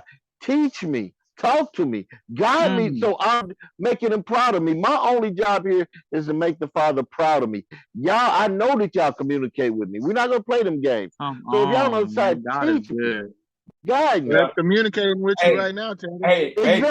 Exactly. Hey, We check are this out. ancestors.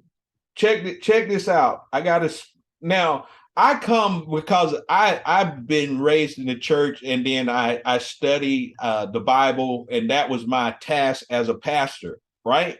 But here's what I said, because you mentioned pleased and wanting God to be proud of you, right? So right. Let's go to Hebrews 10. And I'm not saying this like I don't quote scripture. I just idea come to me and I go to Google and look up what I'm thinking about, and it tells me. But in this case, I do know this one. Hebrews 11. It says, now faith is the assurance of things hoped for and the conviction of things not seen, right? For by it the people old received their commendation, right?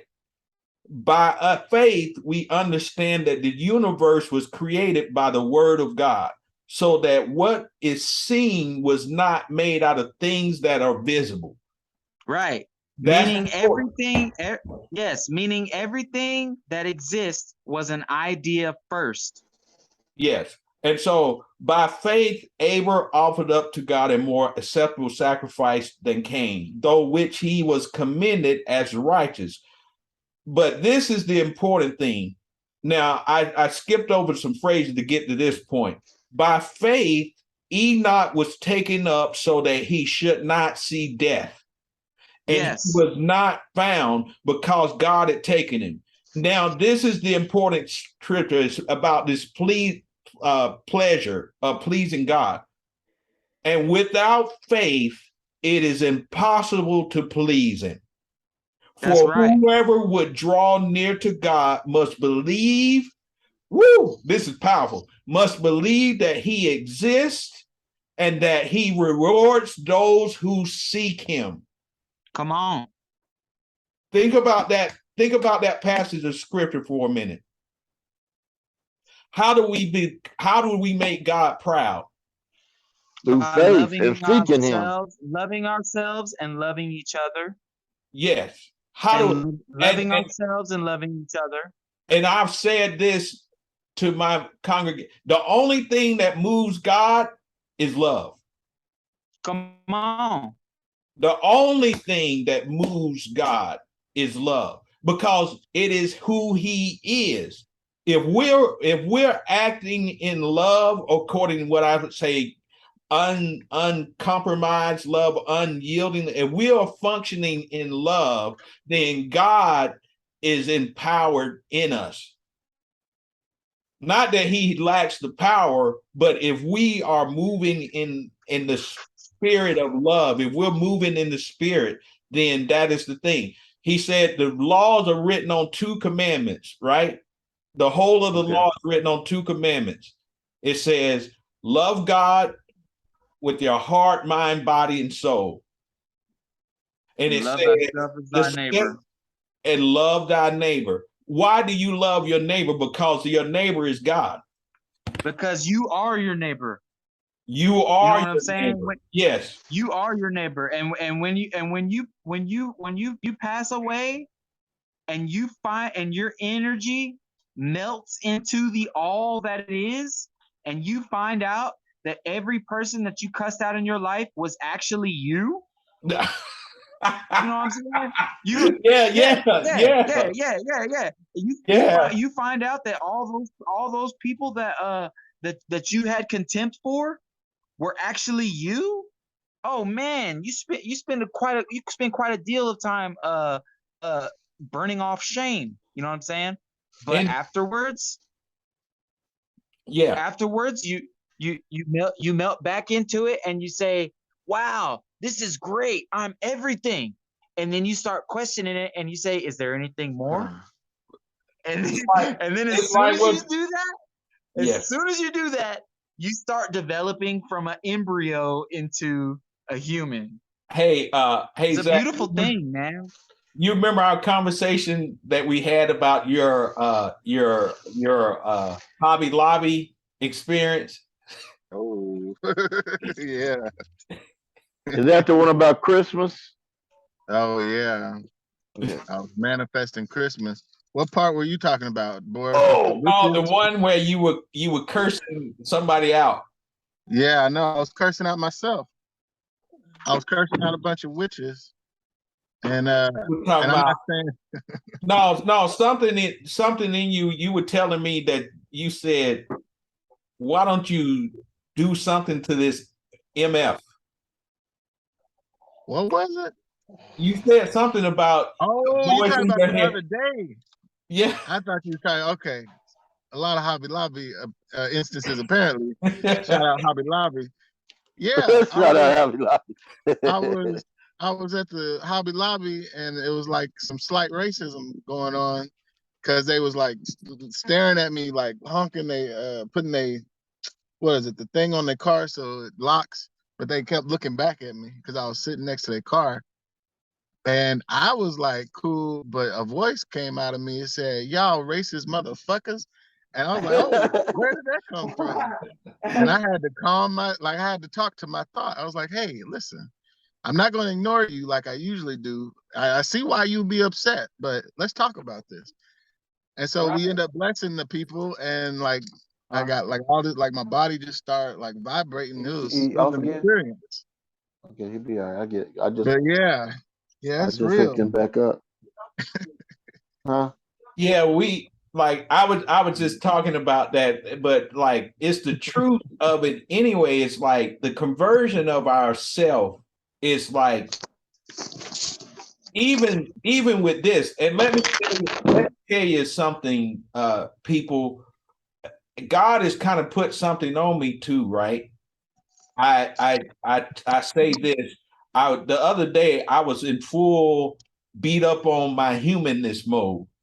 I guess that's the term for it. I was like, oh, wretched man that I am, this weak, unlimited human body that I am. And I was like, man, and then God reprimanded me like he did with Peter. He said, don't call anything that I have called clean unclean or common. So our flesh, I know its limitations and our thoughts. However, our flesh is maybe a tool, and we cannot. I feel like a part of our conversion is to understand who we are as humans, but we place our humanness in subjection to the God that we are. Yes. It's not good or bad It's just what God is called. He said, never call what I have cleansed unclean or common. Because yeah, and because everything is just a stage of development. Yes. You know what I'm saying? We can try to be real hard on ourselves, or we can try to be high and mighty and try to say, oh, I've accomplished this or whatever. But everything is just a stage of development, and wherever you're at on your walk is meant for you, and that's what you're gonna receive. You know what I'm saying? Like you can't receive what's for someone else's, and you can't make someone else receive. You know what I'm saying? Yeah. It's all. And like I said, I was beaten up on. I was in full wretched man that I am, and beaten up on myself. Probably a pity party. And then I realized that this is the state for which we are functioning. That we are people. We are God. We are not, and that's why I like I said, I was in that deal. But there are a few passages of scripture that kind of lend themselves to this thought process, because even in Psalms 82, it talks about you. He said, "You are all gods." Yes. Right. It talks about that. Now I was like, well, what about this? But what about this thing that I am you? Are we God? What is the word God is so loosely presented in English. When we say God, anywhere in the Bible where it says God or Lord, specifically Lord in the King James Version, the translation for that is I am and am. Yeah. So if you instead of saying Lord or God, when you read the Bible, if you say I am and am, all of a sudden you have a whole new book in your hands. Yes. Because everything that you say about God is now all of a sudden redirected through your, you know what I'm saying? Yeah. Now all of a sudden, when like Psalms, you mentioned Psalms a lot. My son is named Psalm. Yeah. The Psalms are the most powerful affirmations to be written by a man. The Psalms are not supposed to be read to people for things. You're supposed to read the Psalms through yourself. You're supposed to read Psalms. So like when you read a Psalm, I used to write Psalms. Yeah, you said yes, man. Talk about it. Yes, sir. Yes, sir. I believe it. Because that's the whole premise of the Psalms. You know what I'm saying? You're supposed to speak the Psalm as if you're the one, you know what I'm saying? And if you actually do open up the Psalms and read them as if you're the, you know how a psalmist says, "Oh Lord, why pour out," you know what I'm saying, blah blah blah. If you read those and genuinely feel in your heart like, "Oh Lord," you know, speak them through yourself, then the fruit of that is the numerous waves of indescribable understanding that you will receive. Yeah. And it's inescapable. When you read a psalm through yourself, you're literally you're sending yourself into a higher realm of awareness. Yeah. Every time. And when it says, "Oh Lord," like it says like dang it, what is I'm trying to think of a psalm. I know somewhere in Psalms 23, isn't that the Lord is my shepherd? Yeah, the famous one. There you go. The Lord is my shepherd. I shall not want. Hold on, let's reread that. I am and am is my shepherd, and I shall not want. What is I am and I am? I am is I, the self, am is existence. So myself exists, and is the connection, and then the other am is the rest of existence. So myself, existence, and the rest of existence. Myself, existence, and the rest of existence is my shepherd. I shall not want. That is the, you know what I'm saying? So, so when we start understanding that the Lord is I am and am, that's when we can really start taking dominion back from the adversary, who is Satan, that tells us that we are all separate individuals and to war and fight against each other. Yes. That is the woo. And man, want, that's it, man. It's saying I shall not want, because a want means you don't have. But when you say, like you said, you're everything, there's nothing you need. You'll have it all. Yes. Big facts. Big facts. Master key of manifesting. Yes. Yes, man. We freaking we gotta understand. we have to take our land back. We have to take our land. We have to bring back Israel. Israel is direct to God. You know what I'm saying? We don't go direct to God. Even these Christian, even a lot of these, I'm not judging. I'm just stating what I all of it. None of it is direct to God, because it's rooted in something else, and then translated by something else, and then given to you with its own perspective. So here's all these layers of lies on the same dimension of truth, that the Bible is some corporeal book of or record of study, when in all actuality, the Bible is a map on how to control and harness your energy so that you can ascend to the highest level. What's the highest level? The highest level is God. Yeah. Well, not God, but like I said, I started this too. The highest level is I am. So you're saying the highest level is ourself. You're on the highest level right now. I'm saying the highest level is ourself then, right? Yes. So you're saying to reach the highest level of ourselves. To wake up, to set yourself free. And Teddy, yo, when we reach the highest level of ourselves, like, we will all know each other.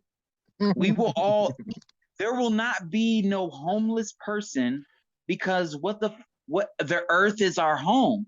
There will not be no freaking, we will not be freaking, slaving away at a job and spending money, because work, family, love, and trust would all be one word. You know what I'm saying? At our highest level. You know what I'm saying? Man, there's a musical group called Return to Forever. It's got Herbie, not Herbie, but it's got Chick Corea, Stanley Clark on the bass, Lenny White on the drums, and I think his last name is DiMiolo playing guitar. They were a fusion group, and they had this song called it went, "Hello, my friend, good to see you again. You've been gone for," he said, "You've been gone for a while, but you're back. Now I'm so glad you're here," right? And so I think I've heard that song before. That's the opening dialogue, right? And this friend, I was talking about him earlier, the guy that was playing guitar in the park. We were talking, and he looked at me. He said, "Man, it's good to see you again." And he basically was talking about, he said, because he's understanding where we are, and he said, "I knew you from the beginning. I just forgot." He said, but he said, "It's good to see you again." Wow, that's what, when me and Zach was talking one time, and the spirits told me that me and Zach knew each other in another life, and they put us together close to each other where we live, so we'd be able to run into each other, so we could start back what we were doing before. Remember we had that conversation, Zach? Yeah. Yo, That's powerful because I'm like, no wonder that seems like I've been knowing this brother, you know? That's Yeah. hella true, dude. Yes, man. Big facts. Everything that you encounter in your life is justice. You know what I'm saying? And everything that you bump into, you bumped into before. Everything. None of it is new. It's just it just takes a different form. You know what I'm saying? Well, let me ask you this. This is what I was going to ask Boris earlier, but I'm going to ask all you guys this. Have you guys ever looked in the mirror, even as a young child, thinking back and say, dang, that's me. That's what I look like. And I'm going to tell you why I asked that, because there's times when I'd walk past the mirror and I look back and I would look at myself and say, man, this is really me. This is what I look like. And it was like, now that I look back, it was like, this is the new you because your old you didn't look like this. That's why when you look at yourself, have you ever looked in the mirror? Have you ever walked past the mirror and looked in the mirror, and instead of thinking, "Oh, that's me," you thought, "What a familiar face."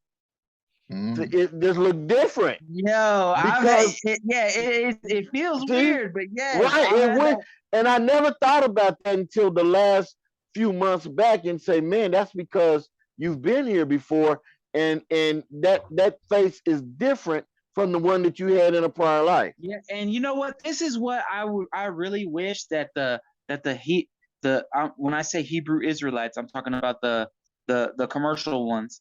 This is really one thing that I wish that the Hebrew Israelites would understand, because they spend all this time developing this ugly, nasty energy, and then they go out onto the street and then start to preach.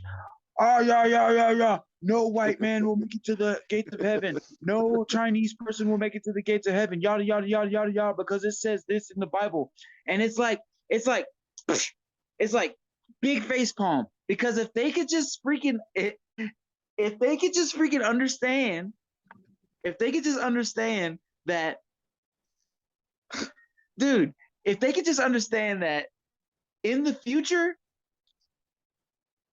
there won't be any of that bullshit. They're saying no, okay, no whites can make it to heaven because it says this right here in the whoop-de-whoop. Okay, so basically what you're not understanding is that there's no one white in heaven because they're all a different color. You know what I'm saying? Maybe you're not. He's not. You're trying to say that only black people would be in heaven, but trust me, it's in not America, from America too. You got to be from America. Yeah. That's the wrong kind of thinking. That's only black American. Only black American Hebrews make it in heaven. Or Black American Baptists, or Black American misconception. whatever. Or even the people, like they have it's almost like they have an understanding, but they stop at a certain point. Yes, because they got built up resentment for the past of what our people have had to endure. And when I say our people, I really mean all people. You know what I'm saying? Like my friend, he asked me, okay, well, if God is so good, then why did he let racism happen? You know what I'm saying? And I said, well, God let racism happen because he was the one experiencing racism, and he was the one freaking also procuring it. You know what I'm saying? Because it's all him. He wanted to rise out of it naturally. And that's a real gnarly feeling, you know what I'm saying? When you understand, holy shit, like, you know what I'm saying? Like, dang, that's how much God that God's love is really a lot deeper than we, you know what I'm saying, than we try to conceive with our selfish ideologies, when we try to say, I know God is going to strike down the white people because they enslaved us, you know what I'm saying? When it's like, man, do you not remember when Pontius Pilate said, "Are you sure?" He really stood up there and said, "Are you sure?"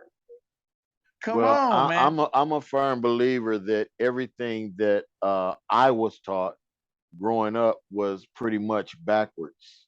So now that when I think of me awakening, I think of just being told the truth, because all Mm. these years it wasn't the truth. So the people, I always pray that anybody that passes my pathway, let them have something to teach me or me have something to teach them, because Yeah. because life is too short just to be, mumble jumbling through it and just playing around. There's Come a lot on. of things that we have to learn, and there's so many people that we have to open up their eyes. Zach said so many times about the dream that he had, that he was going around and everybody was pretty much asleep. And I don't look at that as a dream, but more of a vision that we have to wake the people up. Everybody whose eyes are opening up has a job to do, and that's wake up Yes. people close to you. Yes, Man, sir. I want to ask this, and before we get too far afield, and so here I'm gonna have to sign off. However, I want to make sure, and I have this thing that I'm doing, be intentional. All right. So it was proposed that we work inside of this communication system, right? We kind of pushed away from it. And I think Vic was talking about doing it. And I think Teddy was talking about it too. So Yeah. before I signed off, and we were talking about, we are here. What do we want? Let's be intentional about this and not let it go by without actually doing. You talking about the Yeah. telekinesis? Okay. Yeah. Yeah. So what do we want? What is the plan? Like I said, I have to sign off here, but what do we want to do within that? And what do we want to start off with a simple thing, or do we want to kind of go elaborate for Yeah, what let's we make want it to do? simple. Let's make it simple. How about okay, hey Zachariah, uh name a simple object. A bucket. Huh? A bucket. A bucket? Okay, a bucket. Teddy, name a color. Black. Black. All right. Boris, name an ideal. Name an ideal. Yeah, like an ideal. You know what I'm saying? A point of perspective, like We are filling the bucket. filling the bucket. Okay. Especially before you go to bed, but consciously, all of us direct conscious thought and focus toward filling the black bucket. That's all you have to do. We're already on the same wavelength. Yeah. Spend time to consciously you know what I'm saying? I'm looking at a black bucket right now. Yeah, Wow. I was about to say, you know what? I didn't want Dang, to. that I was pretty wasn't gonna good. toot my own horn, but I was just about to say I just filled 3 black buckets. So you see what level I'm on. No, I'm just playing. Wow. But for real, like I'm being serious. Like, You said okay, you filled 3 of them? we'll start fresh. Wait, Yeah, we'll say start that fresh. again, King. You said So 3? this is something. It's funny. Hold on. Vic, you said 3? Yeah.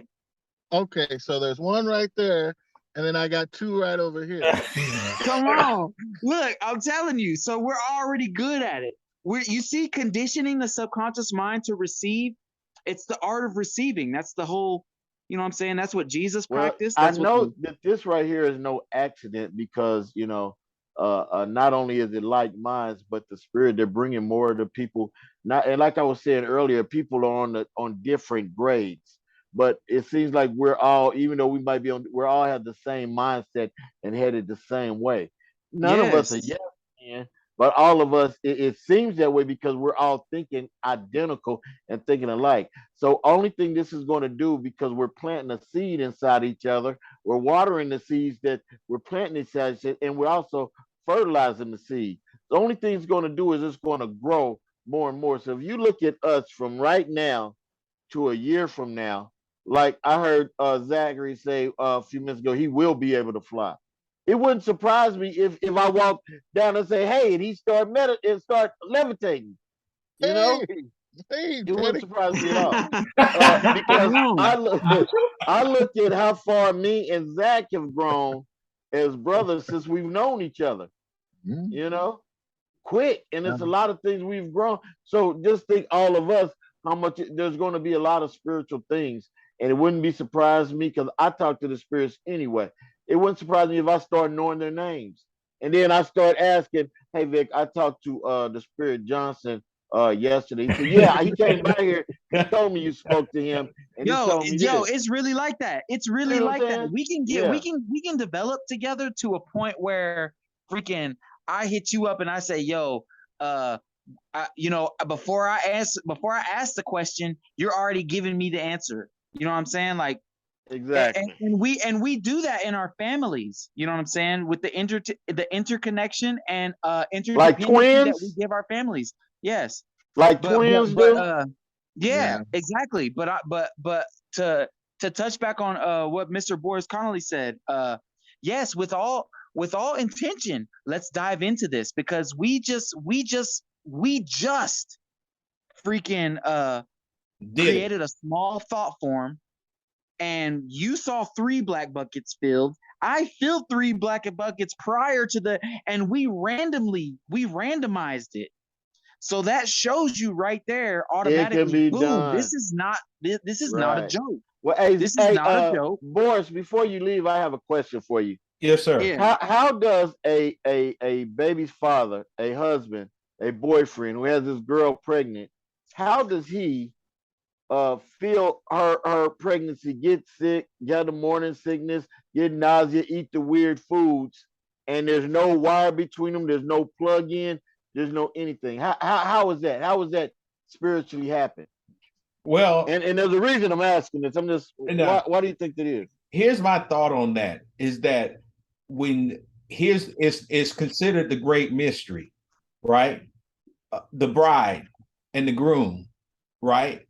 Okay.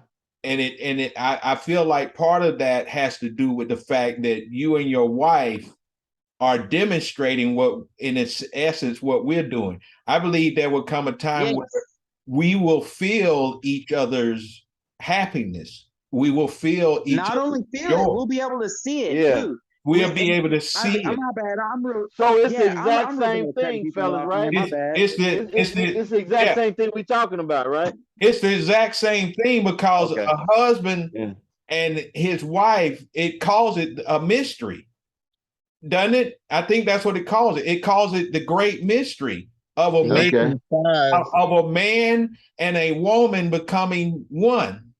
But he says the mystery is really talking about Christ and the body. Yeah, so it's talking about us.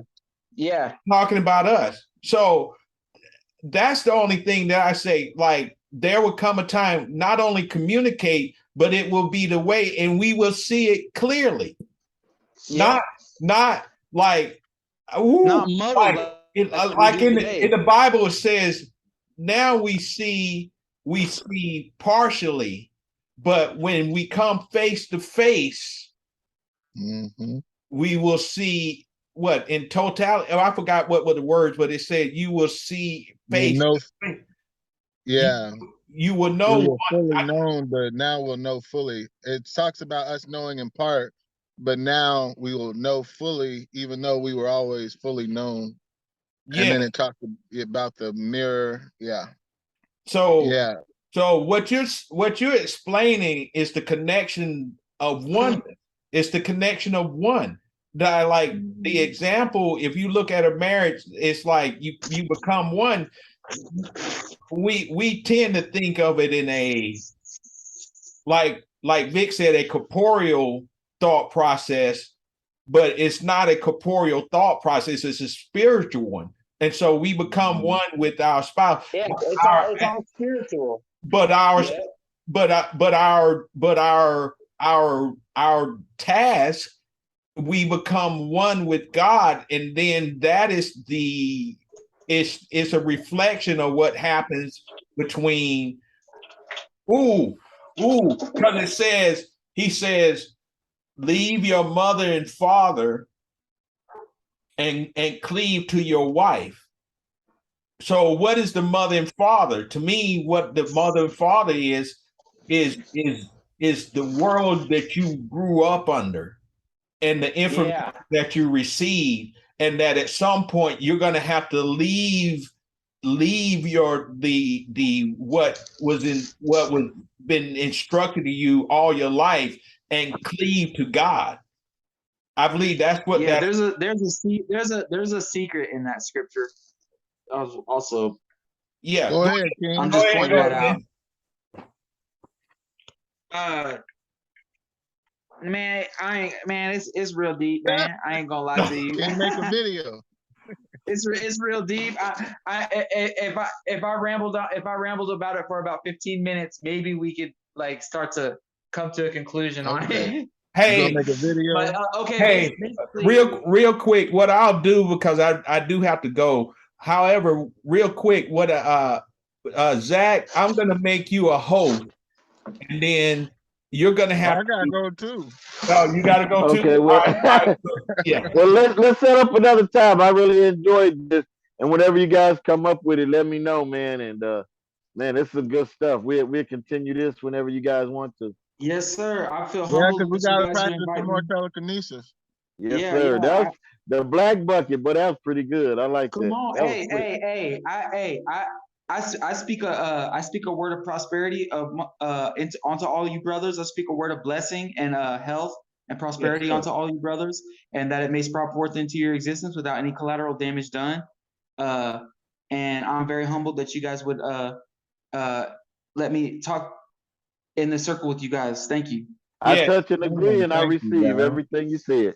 Touch and agree. That's right. All right. You All brothers have a good one. All right. Hey, much All right. love to all of you. Same to All you. right. Let me know when the next one is. All right. Yep. I'm gonna go ahead and end it.